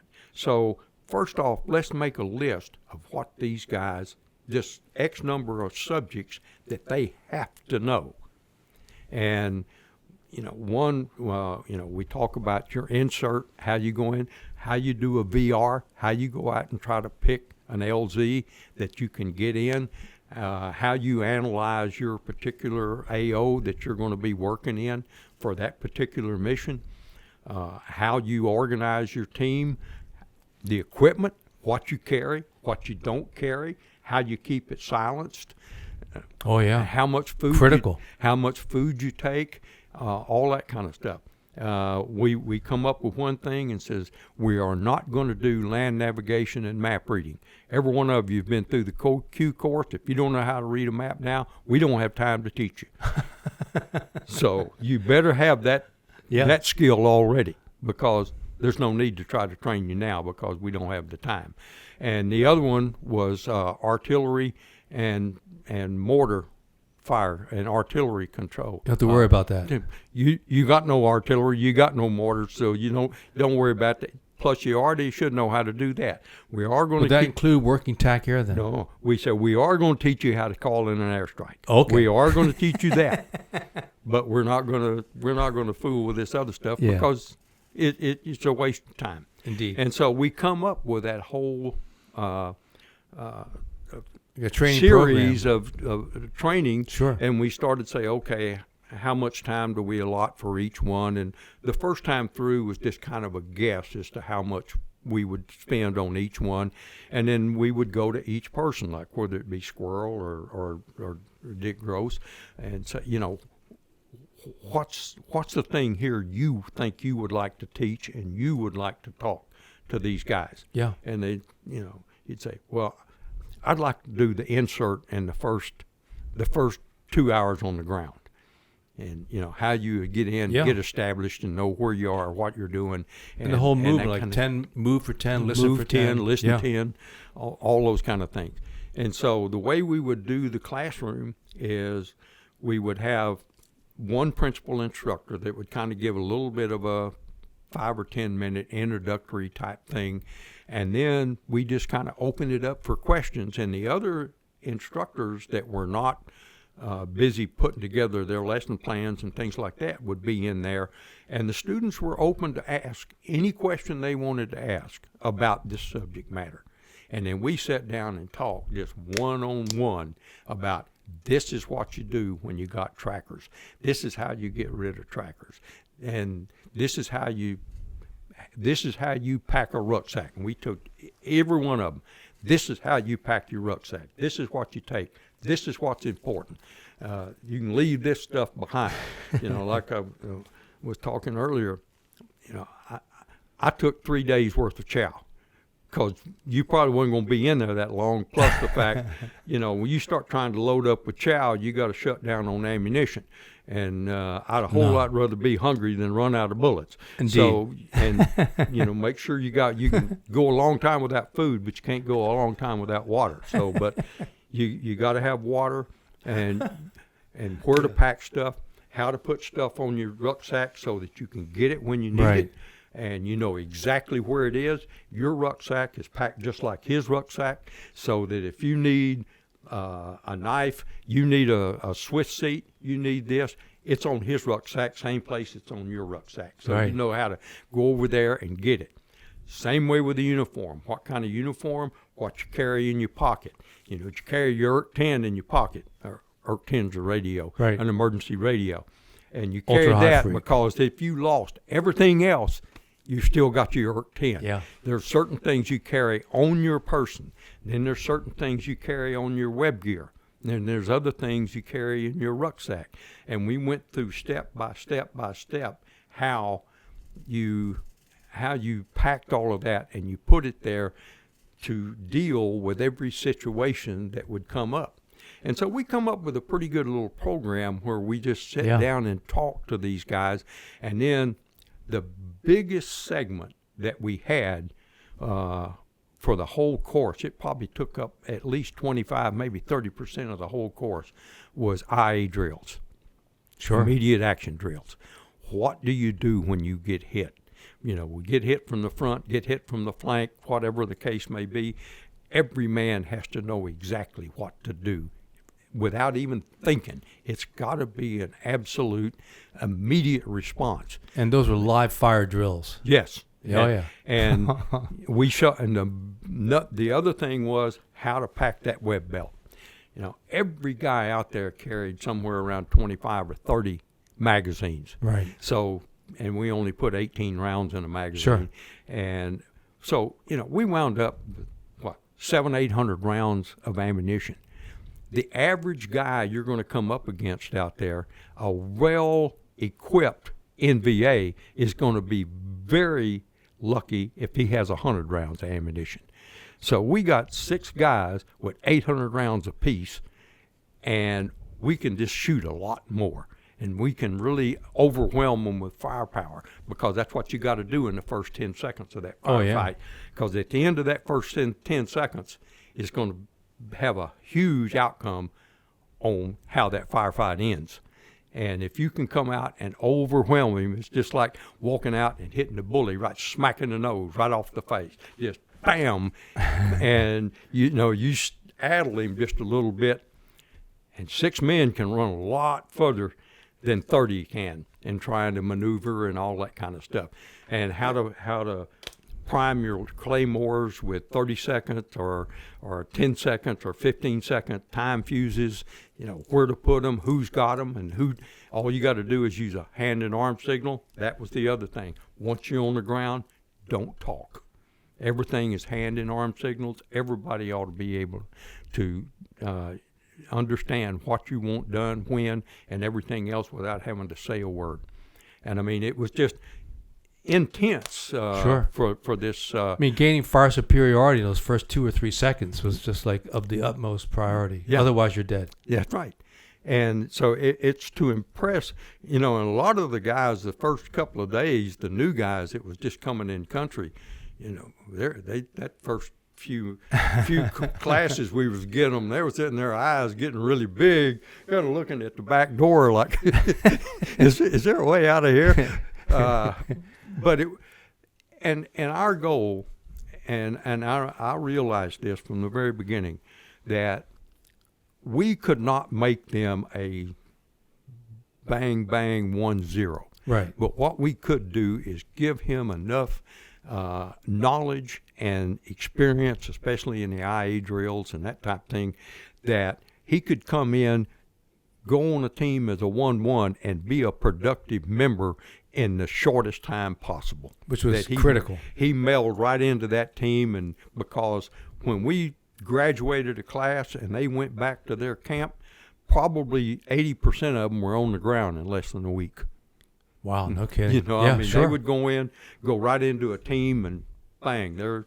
Yeah, I remember the guys coming back to FOB1, then later at the CCN, after they'd been down there. Yeah, you're right. They were on a team, and then here you go. And so, you're in the lineup, guys. You're a starter. Right. There's no sitting in the dugout waiting to warm up a little while. You're going to go right into the fight, right? And so that training there, too, the way you've just described it, I can't think if there would be any other military operation in the history of the United States that put together an operation through experience, common sense, talking at the club, right, as opposed to some kind of a training barracks or something. But yet the course that came out was highly respected. And we've run into people that have read a little bit about CNC, and they've used some of the SOPs for their training in different generations. Mm-hmm. Of running missions within Special Forces or Spec Ops folk going across the fence in different wars. Right. Amazing. And was there any other... So as you establish all this, how long does it go before it becomes fully operational? And then it was there until the end of the war. Yeah. Or at least the end of the Secret War.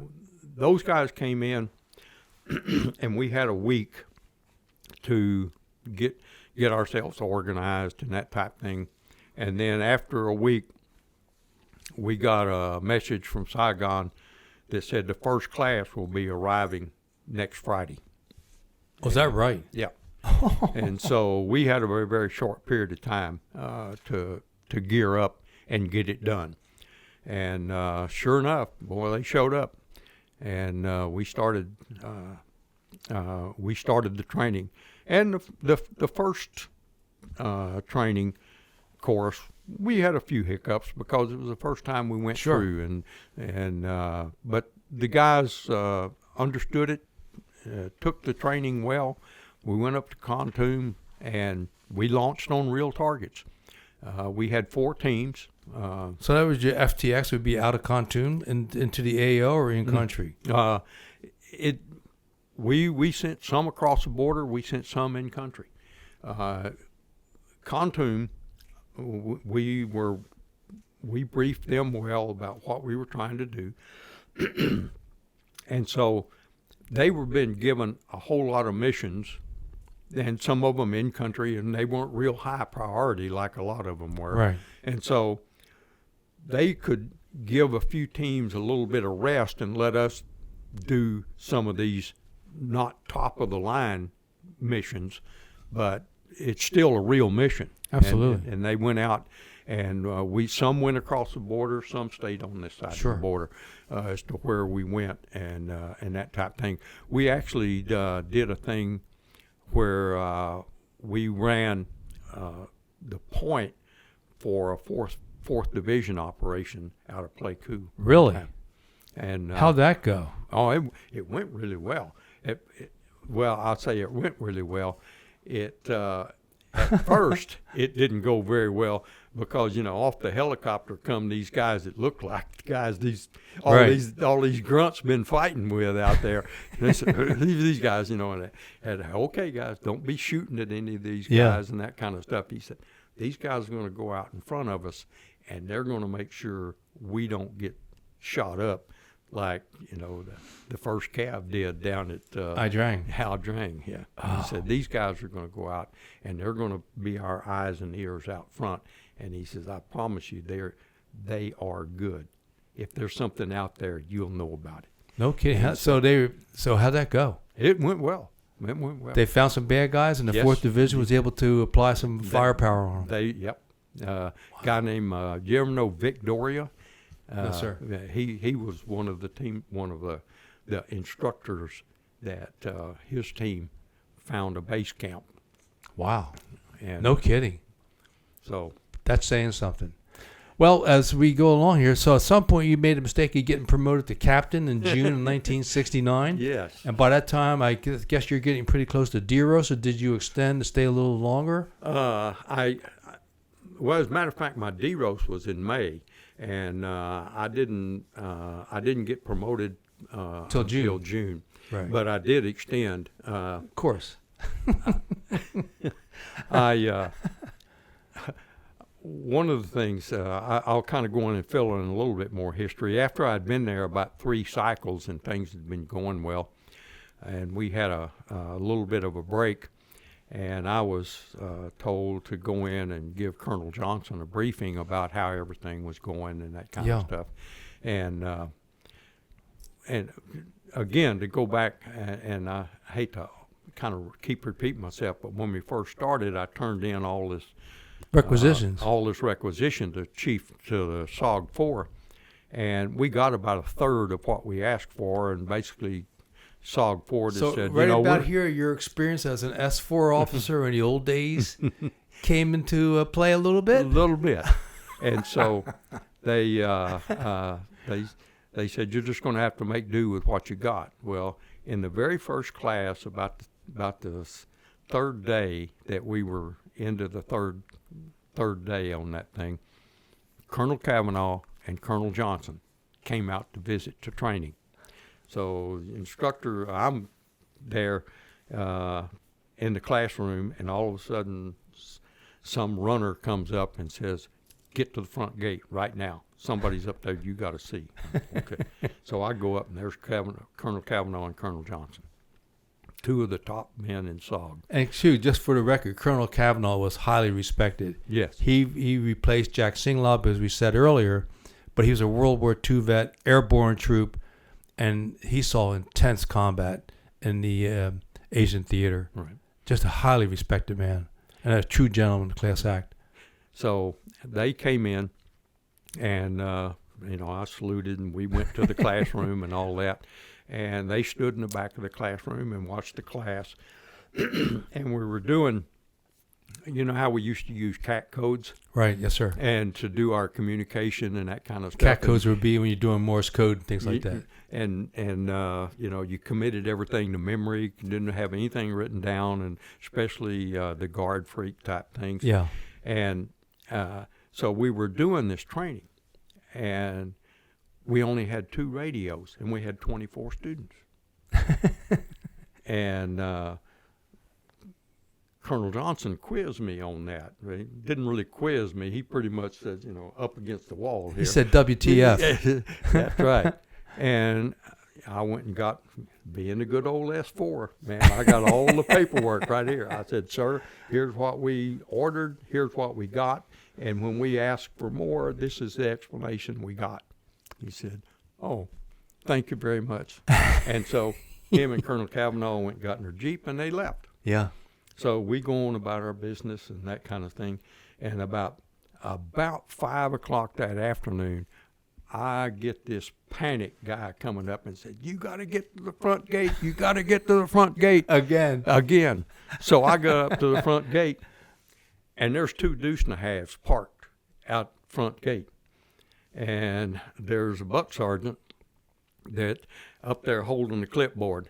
And I go up and I said, I'm Lieutenant Mills. And he said, oh, man.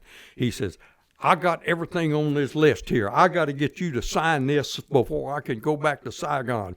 He said, I cannot leave here until you sign for this. And that was everything on that list I wanted, plus a few more things that Colonel Johnson thought they ought to have too. So that put the emphasis all throughout, even to the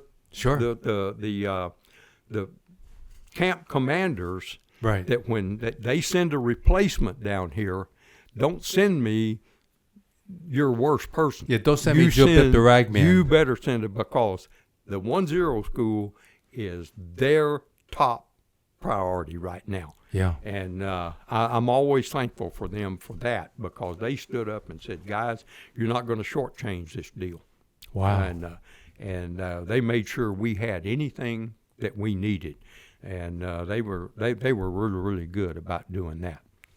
Well, yeah, and then I'm just fascinated that in your spare time, you all pull some folks aside, Squirrel and Rick and those guys, and begin putting together eldest son ammo that we can go and put into enemy hands, and hopefully they blow themselves up. We had some Philippine employees. Indeed. Like I say, this was a secret camp that had all kinds of assets from all kinds of different and every projects. FOB, then later the CC, CCS, CCN, the Filipino trained skills from the murder pool to weapons to regular supplies, they were slick. Yes. They were really good. They were really good, yeah. So to get back to my original thought here. Yes, sir.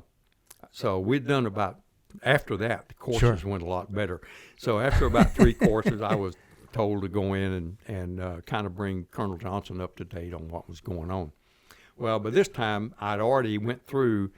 The guys, when they were sent down there, said, you'll go down for 2 cycles and then we'll replace you. Well, I'd already had to replace some, that type thing. And so I got to thinking, well, maybe it's time I got replaced. Yeah. Maybe that Major Tumi told me I could go back and have my team later on. So I go in and I give Colonel Johnson the full report and all that kind. He seemed pleased. So at that time, I figured I'd give him my best shot. I'd play my old card here.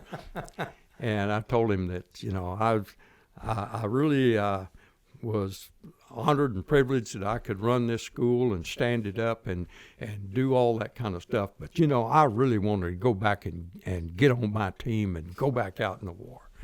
And Colonel Johnson looked up, and he always chomped a cigar. He sat there chomping on a cigar. And he kind of looked up and he says, well, Lieutenant, he said, I know I'm getting old, and, my memory is just not quite as good as it used to be. And then his voice went to about 20,000 decibels, like a B-52 would take off. And he stood up out of that chair and he says, but I don't remember asking you what the hell you wanted to do. He said, the last time I read an Army manual, lieutenants don't tell colonels what they want to do. Colonels tell lieutenants what the hell they will do. Do I need to explain that more? I said, no, sir, you don't. I understand fully. He said, well, get your ass back out there and run that school. I snapped to a salute, yes, sir, did an about face, and moved out smartly. Were your pants scorching? Yeah, with the smoke trailing behind me. So I went back out into the office area because I rode in with the courier, and the courier had a few more things to get done. So I'm sitting out there, and Colonel Johnson, I'm sitting out in the lobby area of the office. And pretty soon somebody come over and said, Colonel Johnson wants to see you again. Oh, gosh. Ooh. I had enough. I'm smart enough to know I don't need no more. I don't need to be told again. But I went in and reported to him, and he told me stand at ease, and he in a very nice voice and that type fraternal of thing. Voice. Yes. He said, Lieutenant Mills, he said, I want you to understand. I know how you feel. I was a young lieutenant once. I understand wanting to get back in the game and getting out there and get in it. He says, right now, if I had my way, I'd be the command of a brigade out here, and I'd be running and kicking ass and taking names. I'd be doing that. But somebody higher than me decided to assign me as a staff job this tour. And as a professional soldier, my job is to be the best staff officer I can and support my commander. He said, not everybody can be the star quarterback or the star running back. Somebody has to block. Wow, yeah. And this time, whether you like it or not, this is your time to block. Indeed. He said, those guys out there. And you're the center on the team. You depend on you and your staff. And you owe it to them to give them at least a fighting chance of surviving this. Yeah, yeah.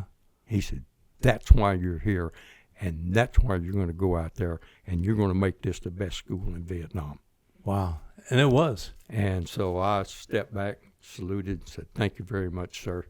And I understand. Yeah. And I left. And it was about a 2.5-hour ride out to Longton from down on Pasteur Street. Sure. At SOG headquarters. So I thought about it all the way back to camp. Sure. And by the time I got back to camp, I said, is this where I'm supposed to be?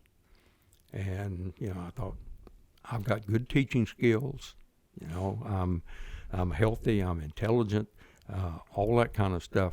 And I've got the knowledge that I can help. And this is where I need to be. I am where I need to be.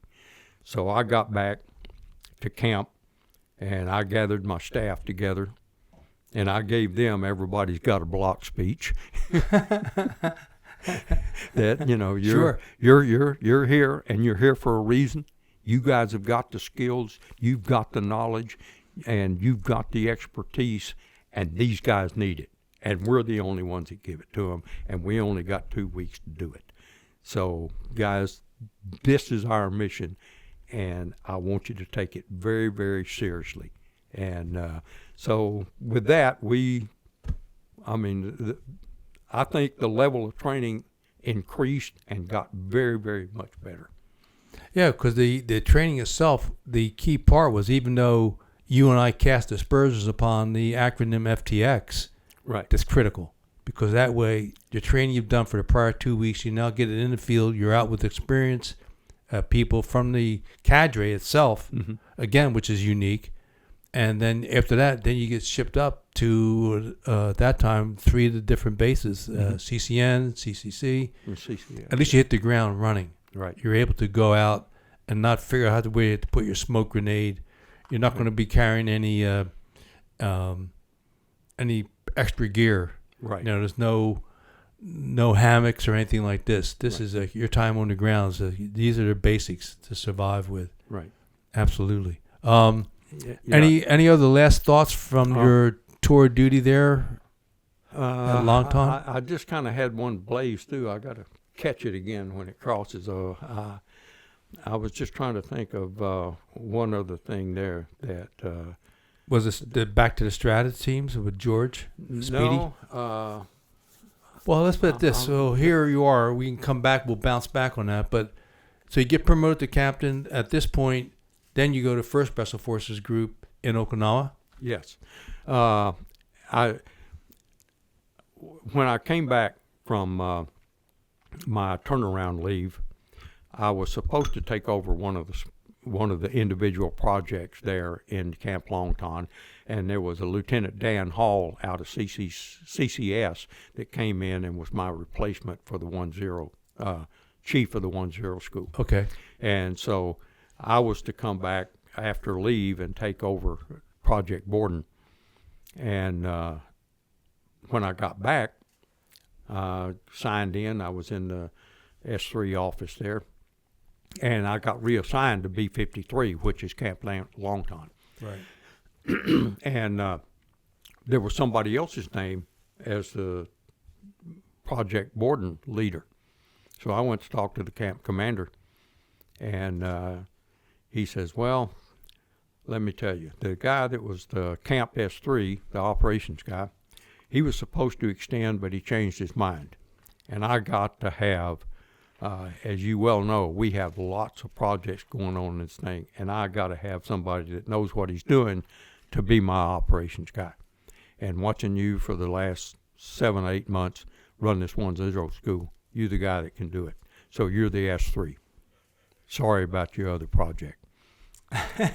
And I was disappointed to some point, but at the same time, I understood. If I had been the commander, I'd have made the same decision, because you got to have the right man in the right job. If you don't have the right person in the right job, you're going to get people hurt and killed unnecessarily. And so I understood that. I finished out my tour as the S3, and then I went ahead and rotated, and from there I went to the first group in Okinawa and spent a 30-month tour there, company tour, and did off-island missions to Korea, Taiwan, Philippines. And they were also still sending some snake teams back to SOG, snake too. One. My team was designated to go back on the snake bite project, but I had been chosen about 3 months earlier to take a commo heavy team to Korea, because the year before, during Faux Legal, the big exercise that we did every year, the Korean Special Forces only made 22% of their scheduled contacts.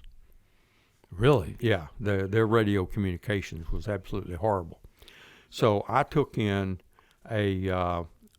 my team plus 5 extra commo guys, and we taught. We'd go in and spend 6 weeks, which we had 2 3-week courses. We'd run 2 courses, come back to Oki, spend 2 weeks, go back for 6 more weeks. And in a period of, I think we made 4 trips over there, we trained every single radio operator in the Korean Special Forces Group. Wow, no kidding. Yes. And very, very intense training on how to cut your antenna, how to tune that old Angry 87, how to do burst device, all that kind of, how to cut your antennas, all of that kind of stuff. And I mean, I had Sparky Bright and Arbogast and Jim Butler. I mean, you had Butler? I had some of the best commo guys on the island was on this project. And I mean, we went over there and we trained and trained and trained, and I'll kind of jump ahead. When we had Faux Legal that year, the Koreans made 87% of their contacts. Really? But before that happened is when my team came up to go to snakebite. So man, I'm geared. I'm ready to go. I'm ready to go back and snakebite 1. Well, about the time they announced that, they were getting ready to send the commo team. We called it an ATTF, tactical training team. Mm-hmm. And they were getting ready to send it back to Korea, and they sent word over that they was going to have a new captain on the training team coming in. the commanding general of the Korean Special Forces Group called up Colonel Simpson and said, "No, you send Captain Mills." Said, "If you don't send Captain Mills, don't bother sending anybody." Ooh, really? So I didn't get to take a snake bite team. I got to go back to Korea. Oh my God, too funny. But I mean, we did well. I was blessed with being able to have good instructor skills and to be able to manage instructors and make sure that they did their job well. Most of them didn't need a whole lot of instruction, but I was very very blessed with the fact that I could get good results and make things happen. Indeed. So you depart Okinawa July 1972. You report to Fort Hood. That's where you spent essentially your last year in the Army. Yes. And was there any major unique experiences there? Because at that time we were in the middle of the major withdrawal of our forces from Vietnam. Right. Part of the Vietnamization process. Right. The only thing was just a typical Army stuff. My first assignment, and of course, it was to a mechanized infantry battalion in a tank heavy in a tank heavy regiment or a tank heavy brigade, and the 2nd Armored Division, and the 1st Cav was on the other side of the post, and so being a person that probably didn't even know how to spell mechanized infantry, I got assigned the second worst job in a mechanized infantry unit, and that's the battalion motor officer. Oh. I mean, you talking about, 18, 20-hour days, 6 days a week, them old ragged pieces of equipment, trying to get them up. And again, the big thing was, we're getting the drawdown out of Vietnam and all that kind of stuff. So you know what a peacetime army is. Peacetime army goes into every little dot has to be done, every T has to be crossed, and everybody is second guessing and reading everything 3 times to make sure there's no spelling errors. And we're used to just getting the job done. Yeah.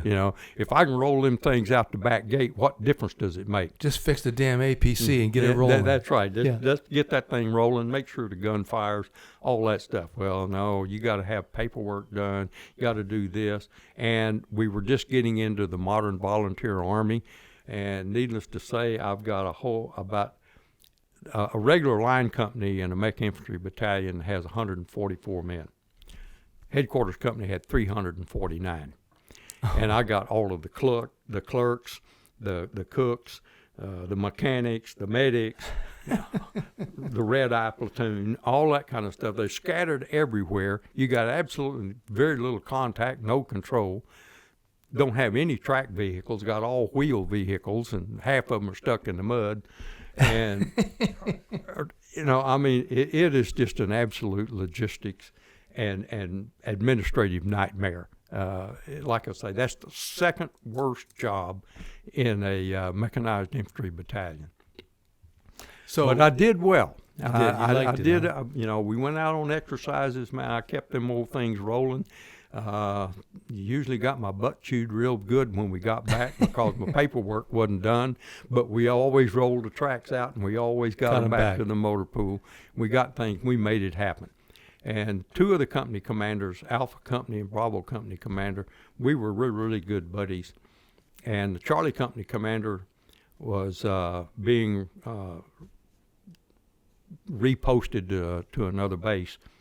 So as my reward, I was going to take over Charlie Company. I was going to be the 3rd line company.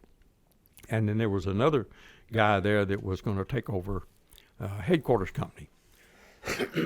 Well, the Alpha Company commander and the Bravo Company commander, they were absolute excellent commanders. And they got a hold of the battalion commander, and they said, "Sir, let me tell you, you're going to put such and such a guy in here as headquarters company commander." And he says, "Let me tell you, you got to have the absolute best captain you got." as a headquarters company commander. Who would that be? Because if he don't do his job, we can't do our job. We got no gas, we got no ammunition, we got no chow, we got nothing. You gotta have the best captain you got to be your headquarters company commander. So my reward for having the second best job is I got the worst job. The worst job. I got the second worst job. I got the worst job as headquarters company commander. And we went into a thing. We had a thing there in 1975 called OSC Test 6. And it was the new tri-cap thing where they were taking an active duty division and augmenting it with the National Guard and Reserve to make up this. You'd have 2 active, 1 reserve, 2 active, 1 reserve, and they put them all together. They were going to test how well that could be integrated together and that kind of stuff if we had to move an entire force, because the force was down real low at that point in time. You know? Sure. So we practiced and practiced and practiced on that thing, and then we had OSC Test 6, which pitted the whole 2nd Armored Division against the entire 1st Cav, and we fought east and west across Fort Hood, which normally everybody went north and south. So you didn't even need a map. All you had to do was say, remember where we were 6 weeks ago and the second night down by the creek? Yeah, we're going there. You know, I mean, you didn't need to have a map and say you're going to this grid quarter and nothing else. But nobody ever went east and west. Plus, they took all of the admin stuff and everything and went out and spent 3 weeks and totally de-dudded the impact area, which was the whole center cavity of Fort Hood. And that's when we went east and west. And let me tell you, you better know how to read a map, because there's no tank trails. There's nothing out there. All of that stuff's been overgrown for 10 years because it's an impact area. Sure. And that type of thing. And you have to worry about ordnance that didn't explode? We had some, A company, my buddy Jim. He got his track blown off with run over a dud 81 round. Sure. And but we had a few go off here and there and all that stuff. Just to keep it interesting. That's part of the game. And so we did that for 6 weeks. 2nd Armored against the 1st Cav. Fought back and forth, east and west across that. At the end of that thing, all over, 1st Battalion, 50th Infantry, which was our battalion. Yeah. Best mechanized infantry battalion on post. A company and A company and Bravo company. B company was the best infantry company, and A company was the second best, and of the whole post. Wow. We gave away Charlie Company, and got A company of the 266 Armor. So we had a tank infantry team. A company 266 with the Captain Scully. He was the best armor company on post. I got the second best headquarters company on post. The only headquarters company that was better than me was the airborne company in the the 1st Cav division of the airborne. They had one airborne company. Wow. And that was the only or one airborne battalion, and that was the rated the best one on post, and I was second best on post. So from there you hang up your and we all got a pink slip. All right. Thank you for your service. For the drawdown. Indeed. So for November 73, you process out, and then just the follow up, you and Bobby had time to have a few children along the way? No, we never had children. No, okay. Kind of a story about that, but that's all right. And then, so as you go on with your career from there, what did you go into after the Army? And then, I love your weatherman story, but that seemed like that was later in your career. Yes, it was. Initially, and I've told this story, when you get out, and at that time, all of the guys coming out of the Army, plus the economics of the country were really bad at that time. Yes. Unemployment was high and everything else. Gas shortages. And so, I'd go to all the typical companies, IBM, Xerox, whatever the case may be about, and tell them all the things I can do. I manage multiple hundreds of people. Direct airstrikes, dropping napalm. Millions of dollars worth of equipment and all that kind of stuff and all of that. And they'd basically say, boy, that's very, very impressive and all that. That's very good. And, we'll get back to you. Basically, they're saying, that's absolutely great. And the next time we get an infantry company, you're the first guy we're going to call. Or were they prejudiced against Vietnam vets? Well, that didn't help either. Yeah. And so I wound up, like most of us do, coming out like that. You got no skills. You either go down and get your insurance license or you get your real estate license and you get out on the street and start peddling. That's And so that's what I did. I got my real estate license. I had a guy sponsor me, and I went down and took the test, passed, and got out and started peddling real estate. But, of course, that was a tough job at that point in time because the economy was bad. Interest rates were high, and there wasn't any money for houses. Well, the gas stores, they couldn't even drive to look at property. Right. So, I mean, it was pretty tough. So, but we were squeaking by. I mean, we were getting by. And then I guess about 1974, it was in 74, I think. No, it was early 75. I'm sitting at home one night. Phone rings. I pick up the phone. Speedy Gaspard. Hey, Speedy, how you doing? Oh, I'm doing fine, Trav. And we talk a little bit and that type of thing. He said, what are you doing now? And I said, well, I'm up here in North Texas selling real estate. He says, not selling very good, is it? He said, I've been trying that in San Francisco, and it's not selling out here either. Oh, no, really? Yeah. So he said, but look, I got a deal. He said, I got on with this company here, and they just bid, and they got a contract to train a bunch of soldiers over in Saudi Arabia. And he said, it's like an ATT, Army training camp. Yeah. He said, we're going to Saudi. You want to go? And I said, well, I don't know, Speedy. What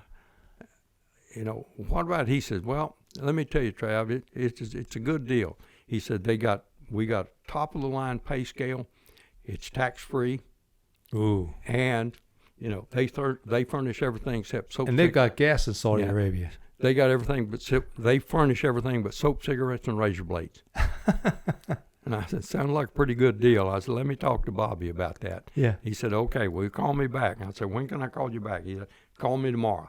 I said, okay. So Bobby and I talked about it, and she wasn't really fired up about me going off on another tour somewhere. But I said, look. But the money. This can help get us back on our feet here and get us pretty stabilized and that type of thing. And so she said, okay. So I called back Speedy, and I think he called me on Tuesday, so I called him back on Wednesday. And I said, okay, Speedy, I'll go. And he said, we're going to deploy in May. And I said, oh, okay, well, May? And I said, when do I need to be there? He said, tomorrow. Why tomorrow? He said, because the Army says we have to have an instructor training class. And guess who I know is a good instructor trainer? No kidding. Oh, my God. And so I said, Speedy, I can't be there tomorrow. I got to close down some things. I said, what can you give me? He said, Monday. Ooh. I said, okay, I'll be there Monday. Wow. So Monday I caught an airplane going to Alhambra, California, and I started up the training school. We got in, they ran articles in the paper. We're looking for retired service people to do this training and that kind of stuff. Yeah. Overseas, good pay scale, tax free, tax exempt, all that kind of stuff and everything. Had literally hundreds of applications coming in. The Los Angeles paper got a hold of it. All of a sudden, we become mercenaries. And, I mean, the corporate headquarters got surrounded by all kinds of newspapers. This big write-up. Smell 8 times. Speedy got interviewed by Stag magazine, and we had an article in there. So Speedy coined the term. He says, well, we're not really mercenaries. We're just teachers. We're one step removed. We're executive mercenaries. So we became the executive mercenaries. So we went through, started going through all of the stuff, and got in some guys. I got it, me and one other guy. They brought in a retired master sergeant from up at Fort Ord. He'd been in a basic battalion training for a long time. Sure. So, and the guy that was in charge of this whole product for the corporation was a retired basic training commander at Fort Ord. Wow. So, me and this other guy, Jim Law, we put together a 2-week training program that we could train these guys how to teach. Well, we weren't going to hire anybody that didn't know how to teach, but the Army says you got to have a training program. Yeah. So we got the first 50 bunch of guys in. 37 of them were old group guys. I mean, I knew every one of them. No. Yeah. Wow. So, I mean, it was Ken Hain, Tom Naylor, Joe Vasquez, all the guys from first group, and of course 5th group, and all that kind of stuff. So out of that first bunch, there were 37 of them were SF guys. Wow. So we went through the training, deployed them. I trained 3 different groups. Then they deployed to Saudi, and then I deployed because we had met our original goal. Sure. And I deployed, and I took over what was called the Mechanized Infantry Weapons and Tactics Department. I had 117 instructors and 79 interpreter translators. Wow. And trained 1,100 Saudis a day in I think we had 16 or 17 training sites. Okay. We put them through entire basic training. Taught them marksmanship, taught them fire and maneuver, just like they went to basic training here, except it took a lot longer there because you're going through an interpreter translator and all that kind of stuff. But we trained an entire mechanized infantry battalion. Wow. And the king and the crown prince was Abdullah. He was the crown prince. This was the Saudi Arabian National Guard. It is not a weekend service like our National Guard type. Yeah, they're there full time. This is, you had to be a purebred Bedouin tribesman. You had to be of certain one of the specific tribes, and your sole function in life was to guard the nation. No, the king and the royal family. Oh, is that right? Oh,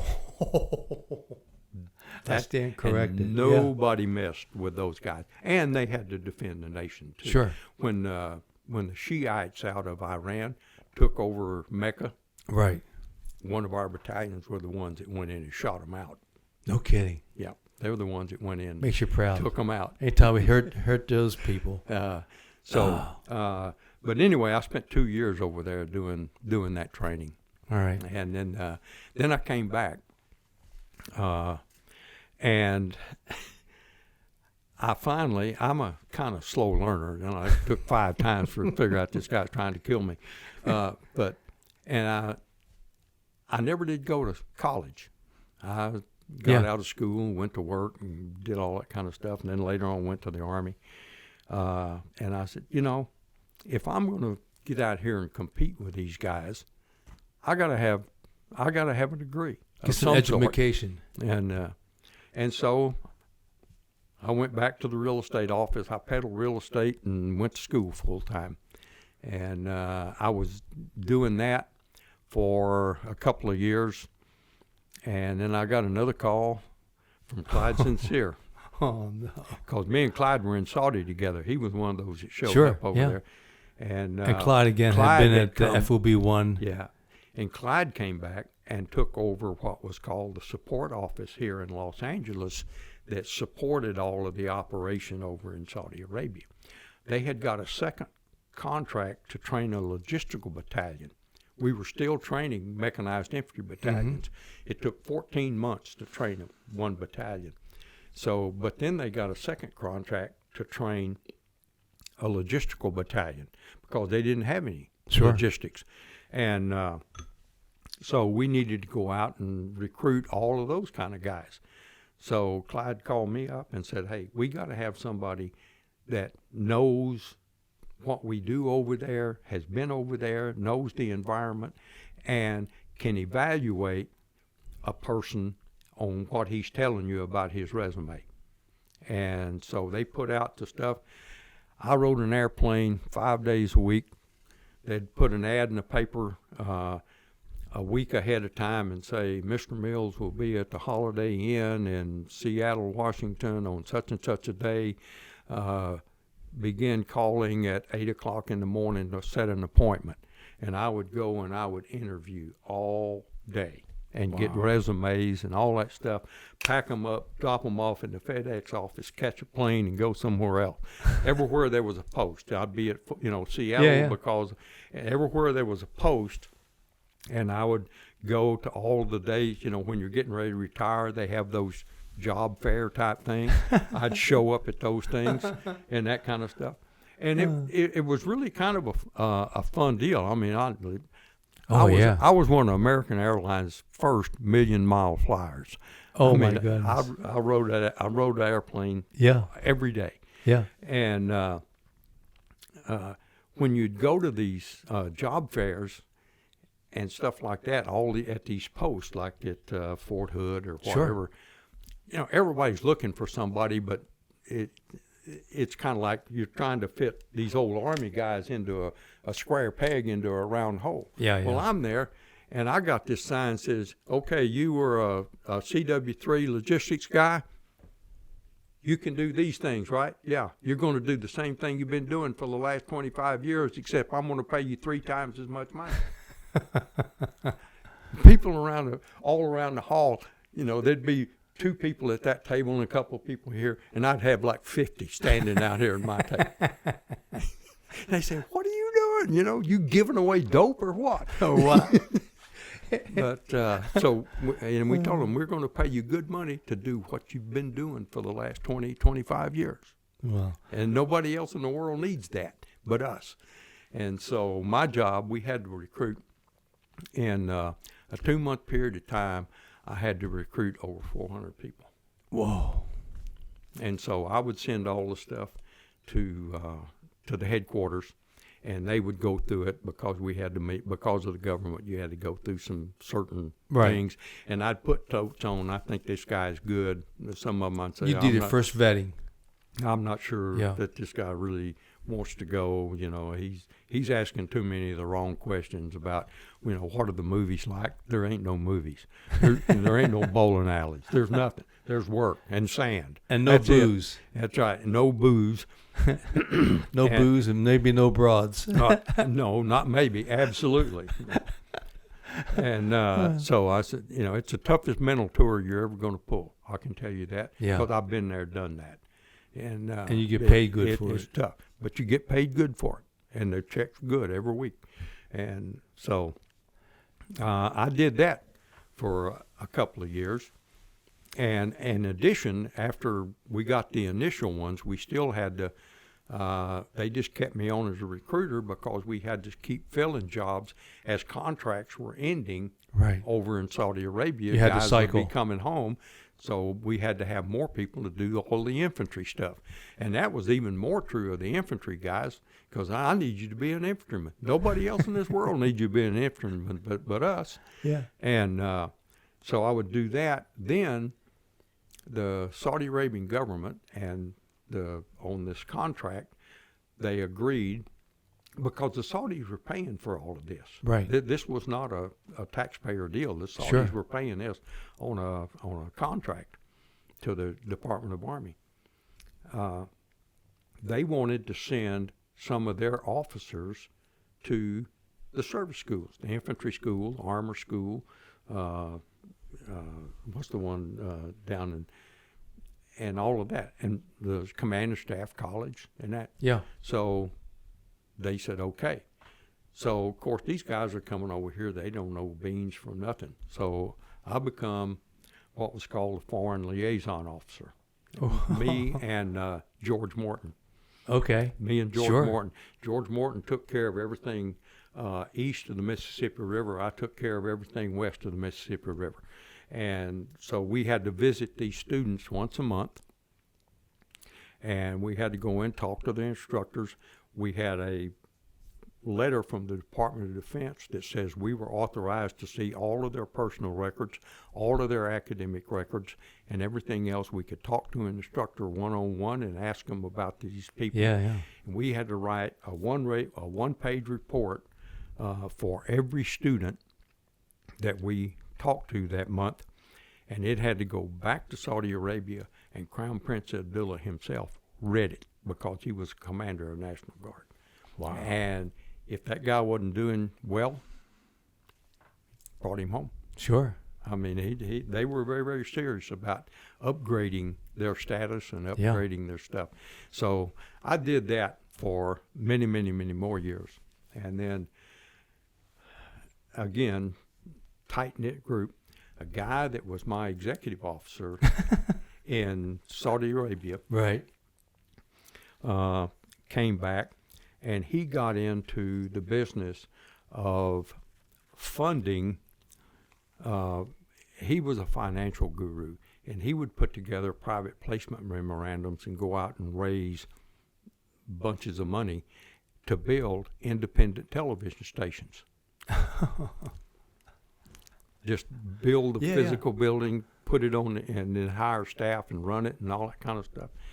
And so eventually you get a job selling advertising. No, I got a call from Jim, Yeah. and he said they had a big meeting on the first TV station they built. Was an absolute disaster. It was way over budget, 3 weeks off schedule, absolutely terrible. Everything that could go wrong did go wrong. So they were having a meeting with all the investors, and all the investors were these, doctors and lawyers and everything like that, because back then the tax laws, you could get a 4-to-1 write-off on these investments. Oh, okay. When they would lose money, you could $25,000 investment would protect $100,000 worth of income. Yeah. And so we had all the big money guys in there putting their money in this thing, and didn't really care if the thing made money for the first 2 or 3 years, because they're going to be protecting stuff off. And so these guys were a little upset that this thing was so badly done. Yeah. So they were talking to Jim, and they said, man, we need a guy that can just manage all of this stuff at the same time. And Jim said, I know a guy that can do that. He said, you do? He said, I watched him do it every day in Saudi Arabia. He says, all of the stuff to here, this is minor stuff compared to what we had to do over there. Yeah. He said, you think he'd be interested in a job? He said, I don't know. I can give him a call.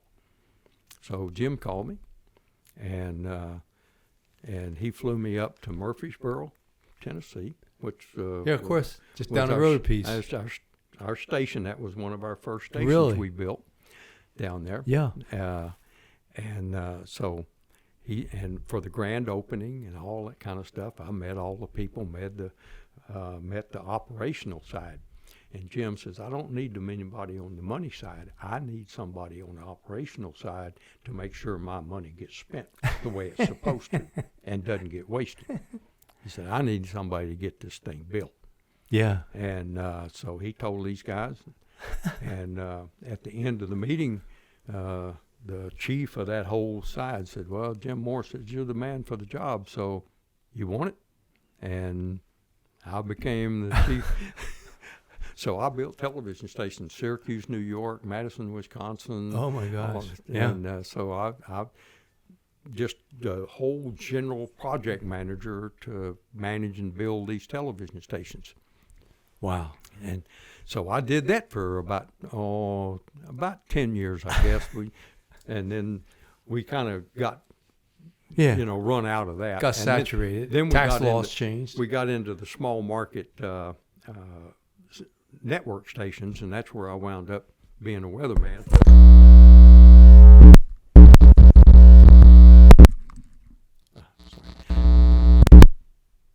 I wound up being a weatherman. We'll close on this story. But so at first you were selling advertising, and one day the weatherman had appendicitis, couldn't show up at the station, and they go, "Oh my God, what are we going to do for the weatherman?" And you said, I said, "Hey, I know all about weather currents and that kind of stuff. I'm an amateur sailor. I know how to do all that. Plus, anybody can stand up and tap dance for 4 minutes. No big deal. You just tell them a cold front's coming through. It's going to snow a little bit, and then it's going to get better. I mean, that's all you got to do." So at 6 o'clock that night, I did the weather, and I became the weatherman. Did you launch a new career as a weatherman? No, I did that for about maybe about 9 more months, and then all of this time, these years, while I'm building these television stations, and one of the things that was a real problem with their first television station build was the guy that was supposed to be in charge. I think he lived here in Nashville, as a matter of fact. But he did everything by the telephone and that kind of stuff, and he never went to the site. He was never there. I said, you can't do this kind of stuff remotely. You got to be there. And you got to make sure these guys show up, the tower crews, and you got to make sure all these people show up and they're doing the right things and getting those buildings built and getting the transmitter installed and all of that. And so I basically was a bachelor. I maintained a separate residence. I'd rent me a little hotel room, and Jim was extremely gracious to me.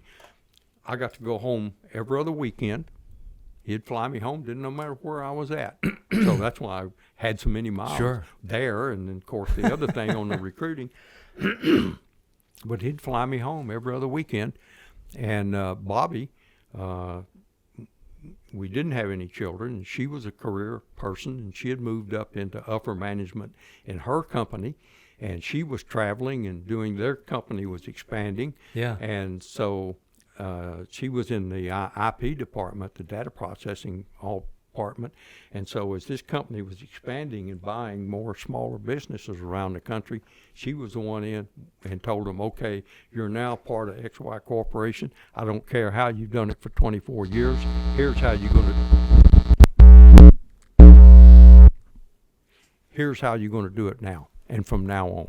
If you don't like that, there's the door. Have a good day." Yeah. So she was traveling, I was traveling. Yeah. And so over time, we'd talk on the phone every couple of days or so. Yeah. And so when it would come up for the weekend home, I'd call her up. "Where are you at?" "No, I'm in New Orleans." "And where are you?" "Well, I'm over here in this place." Yeah. "Well, let's go up and see Jim and Naomi. Let's meet in Nashville. And we'll spend the weekend with them and see old friends, and then we'll go back." So we just, on Sunday, we'd meet in on Friday night, spend the weekends with our friends or do whatever we were going to do at wherever we were going. Sunday afternoon, we'd go to the airport, kiss, and each one of us go our separate ways and see you in 2 weeks. So we lived like that for several years. So after many, many years like that, I finally decided, she got off the road, and I was down in Meridian at that TV station, and I said, I think I'm kind of tired of the road. Yeah. So I resigned and said, it's time for me to go home. Sure. So I went home, and all of our nephews and nieces and her family and my family had a lottery going on how long we'd last living together. Because we hadn't lived together in 20 years. Right. And we always said that's why we stayed married so long, because we only lived together, a third of the time. Oh, too funny. So anyway, I went home. Yeah. And I kind of went back into peddling real estate and finishing up my college and doing that kind of stuff. And my friend that we had been building television stations together and that type of thing, he kind of went into semi-retirement and went down into the Cayman Islands and built him a nice retirement home and all that stuff. And he spent about a year down there. And then he got island fever. And then he came, there happened to be a guy down there that built one of those, what's called insulating concrete form houses. It looks like a big styrofoam tinker toy type thing, you know. And you stack them up and pour concrete in the center and all that kind of stuff. He got pretty fascinated by that. So he went up and talked to the company up there, and they were looking to about the company was in Ontario, Canada, and they were getting ready to expand and were needing expansion money. Jim says, "Hey, that's what I do for a living. You want me to put together a memorandum and go out here and raise how much you want? You want $5 million? You know, I'll raise you some money." So he did that. So in order for him to do that, they moved him up to the board of directors. And he was an extremely intelligent, very innovative guy. Yeah. And so while he was there, he'd go to the board of directors meeting, and Jim was one of those guys that, just like me, I mean, he's got to be out in the field talking to these people. And so he'd be out talking to these guys on the job site, and they'd say, you know, if this block was like this, it would work a lot better. We'd like it. It'd be better if it could do this and do that. So he went to at the next board meeting, he brought up the subject. You know, we really need to re-engineer and do some changes, and we could make this thing a lot better. Well, the chief of the thing says, we got 56% of the market. We don't have to change anything. Oh. So, Jim, okay, you know, your money. Yeah. So that went on for a little while, and then Jim met a girl up in Canada, married him. Her father, married her, I'm sorry. Her father was a retired injection plastic. He owned an injection plastic manufacturing company. So Jim started talking to John, and he said, John, you know, could we take this plastic and could we do this and do that? And, you know, we could make this new block and it would be a lot better. And John says, yeah, you could probably do that. He said, but Jim, you don't understand. I'm retired. And he said, sure, John. You know, next thing you know, John's working 80 hours a week. Oh, no. So he developed a brand new block, got it patented, set up the manufacturing operation. Yeah. Then he called me and he said, Trav, I need an operations man. So I managed 7 manufacturing plants.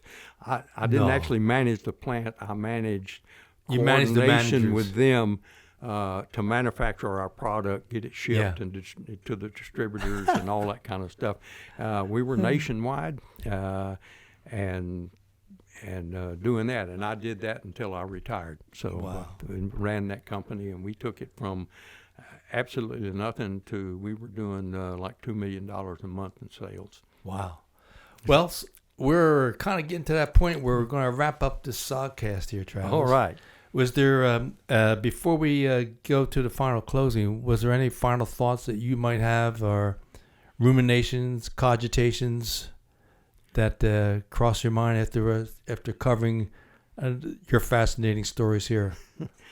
No, other than, you know, as we get older, we go back and reflect on all the things that we've done, people that we've met, and people that we've lost, and decisions that we made, and you just absolutely have to be thankful that we're blessed, that you see so many other people. And I had a brother-in-law about a year ago that went through a very difficult issue and passed away from it, but spent quite a bit of time at the VA hospital. And you and I and a lot of us, when you go, if you start feeling that life is tough, just go out and visit the hospital, the VA hospital one day. Oh, indeed. And you think, thank the Lord, I got everything works. It's okay. Yeah, I may have a little backache, may have a little of this, a little of that, but I am so much better off. And that you just appreciate life so much more. And then I go back and I think I'm really grateful and really proud that I was able to serve America, both as a soldier and as in the business world to help production, to help the economy, give people jobs, and that type of thing. And you continue to do it after your visit at the Naval Hospital in Da Nang, where you see that young Marine to help you turn your life around. I don't know that kid's name, nothing other than that 30 seconds that, we were there in that situation together, but I think of him every day. Indeed. And I wish him well. I hope he had a good life. Wow. Inspiration for you. Yes. Such a unique way. Because it could very easily been me there. I mean, I just think about that. And sure. Like I say, anybody that's been through a near-death experience, I think, goes through those situations of, why am I here and what is my purpose? Amen. And I have to do better today than I did yesterday. Well, I don't know many men that have been shot once or twice by an AK who are still around to talk about it, let alone somebody who was shot 5 times. And that, for that unique story in and of itself, we appreciate it. So we're at that point. Today we want to thank the men and women who, like Travis Mills, served our country. There are people that served our values, and today we thank you, sir, and for today's service members, the Border Patrol, law enforcement, the first responders who are out there. And again, we thank Jocko Willing Productions, his team of Echo Charles and Carrie Helton, who without them, these productions wouldn't be possible. And we also mentioned the women and women from the Vietnam War. Today, there are still 1,584 Americans from that Vietnam War that are listed as missing in action, who did not make it home to their families and their loved ones. So we close with a final salute to them. Thank you, Travis. And again, Jocko Willing Productions. Airborne.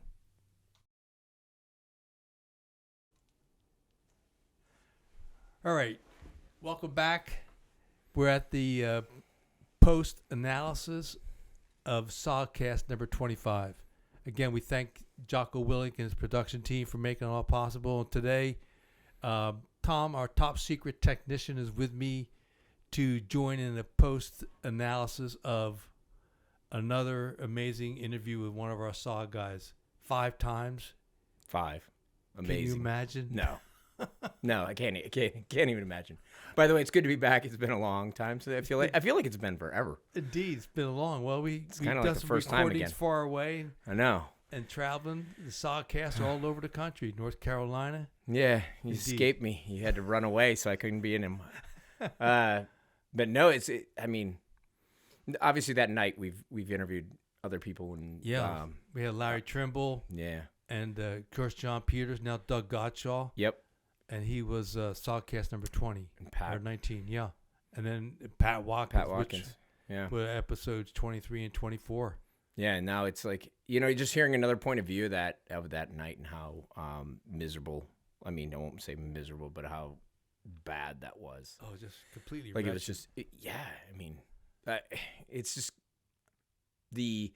how he survived, and how anybody survived that. Like how anybody who was there survived is actually astronomical. The fact that you say it's horrible. We lost 16, right? I mean, yeah. So we're lucky we didn't lose more. I mean, he took 5 shots, and 1 to the head, 1 to the neck, and can you imagine? Still lived. It's just the fact he's lying there with that NVA standing over him with the hot AK-47 pointing at his head for the kill shot. Yeah. And then the other guys in the hooch distracted the NVA sapper long enough. Saved his life. Yeah. I mean, it's beyond words. That's why we had to get him in. Yeah, I mean, it's absolutely beyond words how what the human body does and how it copes with it. Like he talked about going numb, and just no how, pain. how you forget. Yeah, and I mean, I'm 100%. That's both mental and adrenaline just pumping through your body, going, brain shutting down. Like, nope, you're not remembering this. And the second part is your adrenaline's just flowing. You forget everything. You just forget the pain. You just press on. And obviously, that's fight. That's it's flight or fight right there. I mean, you're laying there. It's either, well, at this point, I'm just gonna go.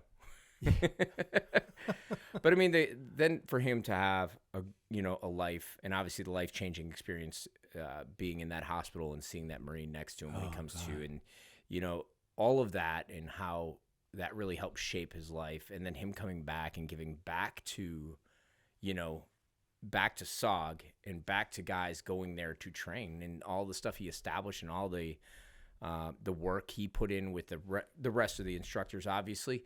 And the course they built with the 1-0 course, and how many lives did that save? How many lives did their in-depth course save? And and the work they did with the eldest son and working with that.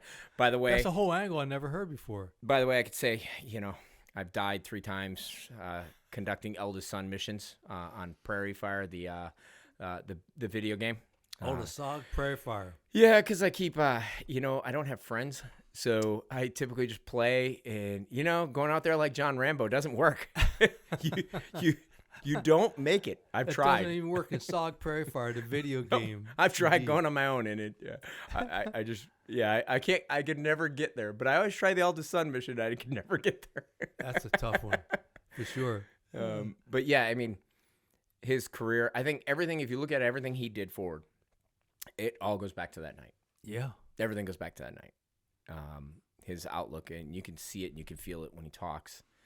Being in the same room, again, as always, it's such a humbling experience to be around you guys and to listen to you guys talk. And he obviously did a phenomenal job. That was a great interview and so in depth.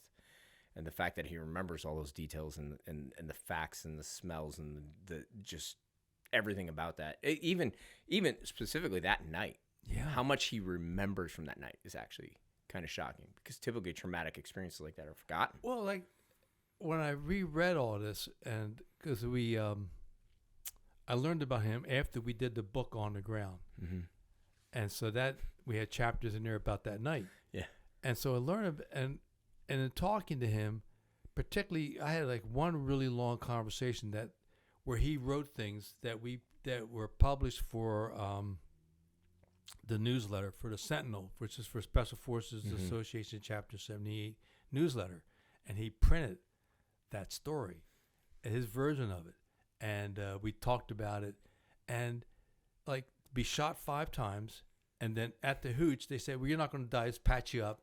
Yeah. Then he goes to the dispensary. "You're not going to die. Do guard duty." Yeah. Oh, by the way, he rides shotgun in the ambulance, and then he's at the Naval Hospital. Same thing. You're not going to die. Go over here. Yeah. So lie in a gurney rig for a few hours. Yeah. We'll get to you. We'll get there.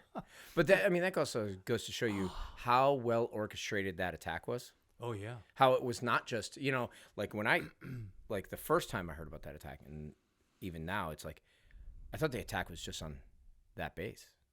Obviously it was not. Yeah. That was obviously not just they weren't just targeting you guys. Like, that's what I always thought. I just thought it was just, they were coming after you. Well, they did, and they hit the other bases, like they hit the Marines, right, and they hit the C Company.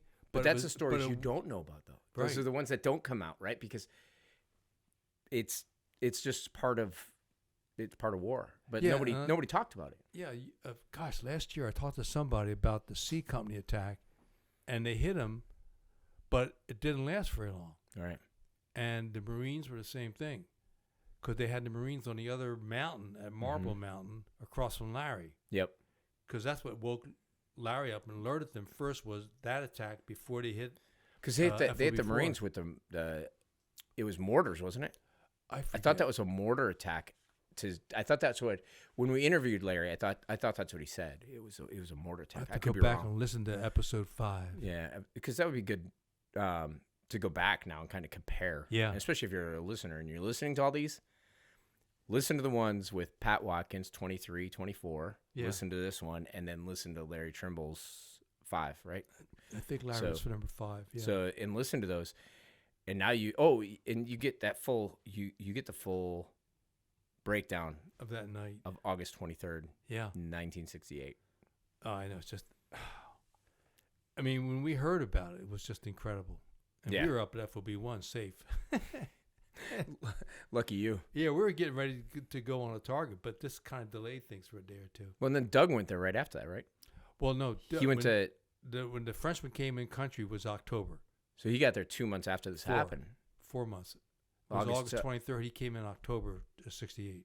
Yeah, so 2 months after August, September, October. Yeah, so 2 months later, he came into country. I'm sorry. I never was good at math. That's all right. No big deal. So you don't have to be. Yeah. You can hire people for that. You just, Indeed, yeah. But My yeah, wife's like really he good. gets there and sees, the burns on, like, yeah. all that stuff is horrible to see. But that's all facts like that. I think the normal population, they don't want to hear about, and that's not stuff. I mean, Yeah. you look at the current landscape of what's going on in the world, right? And they're showing that stuff on the news now. Yeah. And it's like, this is actually going in American homes. And I look at that and say, I don't think kids need to really watch this. We can, but at the same point, it's like people don't understand they don't understand that part of war. Sure. They only understand what the media wants you to see, but they don't understand the reality of it. And this interview is really good in him expressing that. I think it really sheds light on just being on the wrong side of the AK-47. I just like his stubbornness. So you shot me. I'm coming after you. Yeah, I'm like pissed. really? I'm pissed. Now I'm really pissed. I'm an American. You shot me. Shot me again. How many times are you gonna shoot me? Because he was an officer, I didn't want to say anything about maybe being the officer. Maybe a sergeant would have handled it a little differently. I think that might have had something to do. He was trying to figure out the risk assessment instead of actually figuring out how do I. This guy's trying to kill me. I would like to say that I think the enlisted would have handled it differently, but maybe not. Maybe not. I mean, just to be shot 5 times and even be able to talk about it, And still, yeah. and just you're face down in the sand looking at this guy's foot. Yep. And you're thinking about the movie. Yeah. Good God. But you look at it, that's another great leader, right? So you look at him, you look at, that's 2 that I know of, and I'm sure you know of more because you got him and you got Dick Thompson. I mean, you hear these stories and you're just like, wow, where are these officers? Well, yeah, and Dick Thompson, we have to say that if you listen to Jocko podcast, 204, 205, 206, yep, outstanding, another SOG warrior, an officer, yeah, whose stories, after I heard episode 205, I called Dick, 'cause we were together at Fubai and then later at the CCN. I said, Dick, I feel like a wimp. Yeah. After listening to your 205. Who doesn't feel like a wimp? Yeah. I don't think there's even too many guys that were in SOG that would say, no, I had it harder. Yeah, no, that's true. Like what he did and his, even his I guess you could say voluntold venture on the helicopter, because he didn't really volunteer. He didn't really prepare for that. Helicopter pilot just decided to take him. So yeah, big kudos to him. Yeah, and then the Frenchman interview with Jocko is Jocko podcast number 186, and that's Phenomenal just a classic. Yeah, well, it's my favorite. I'm biased. Yeah, but we were there, and as I think with Jocko, he talked about that image that he saw when he came into CCN. He might have, but definitely he talked about the food thing, about how much food, and we talked about today that I brought 3 days worth of food, and I just remember when he said that, I just remember the Frenchman in that interview saying, "Yeah, I brought 4 quarts of water for 4 days, no tablets, no anything else, because I needed bullets. I'm not bringing any. No, water was weight and food is weight. I, whatever I had the smallest, lightest I could go, I went with." Sure. And then obviously, unfortunately, the next year. Oh. Not even that. It was like we taped on July 9th. Then Jocko posted a week later, which would be he posted on the 16th. Yeah. and then we lost him we lost Doug on the 24th. Yeah, over heat. Well, it was a combination of things. I've talked to his okay. sister since then, but heat exhaustion. Yeah. He had a scorpion bite the week previous, and then he had no. What the heck was it? But he lost his one of his organs, his vital organs. It'll come back to me. Yeah. He lost them when he was 12 years old. Is it kidney? No. No. It was oh God. I have to go back and look at the book Yeah. now. But It was a combination of all that. yeah, all combined Yeah. that led to his demise. I remember it was Sepsis kicked in. because I remember it was heat. I remember heat was part of it, and when I watched that interview or listened to that interview, and it was after, I think it was right after that had happened, and then I read about him, passing, and they said that it was, part of it was due to heat. Yeah. From what I read, and I was just like, man, I just listened to him talk about how nobody dropped with the heat cat, and I was like, how, Yeah. it's just ironic, or how, it's just messed up. It's like there was, all the missions he ran and all the stuff you guys did, and he's bringing 4 quarts of water for 4 days. And then to have that, we never had a heat cat. Nobody ever went down. Nobody had heat injuries. We didn't have that then. No. And then that to be one of the contributing factors really kind of sucks. But yeah, Absolutely. great person. Horrible to lose another, a hero, definitely of SOG. Yeah, well, that's why I guess we're at that point where we thank Jocko Willing Productions for making all this possible. It's through his company that we have SOGCast, and today we reached a milestone, which was SOGCast number 25. Glad to be part of it. Indeed. Well, thank you for that. And then, as always, we thank Jocko Willing Productions, his team with Echo Charles and Carrie Helton.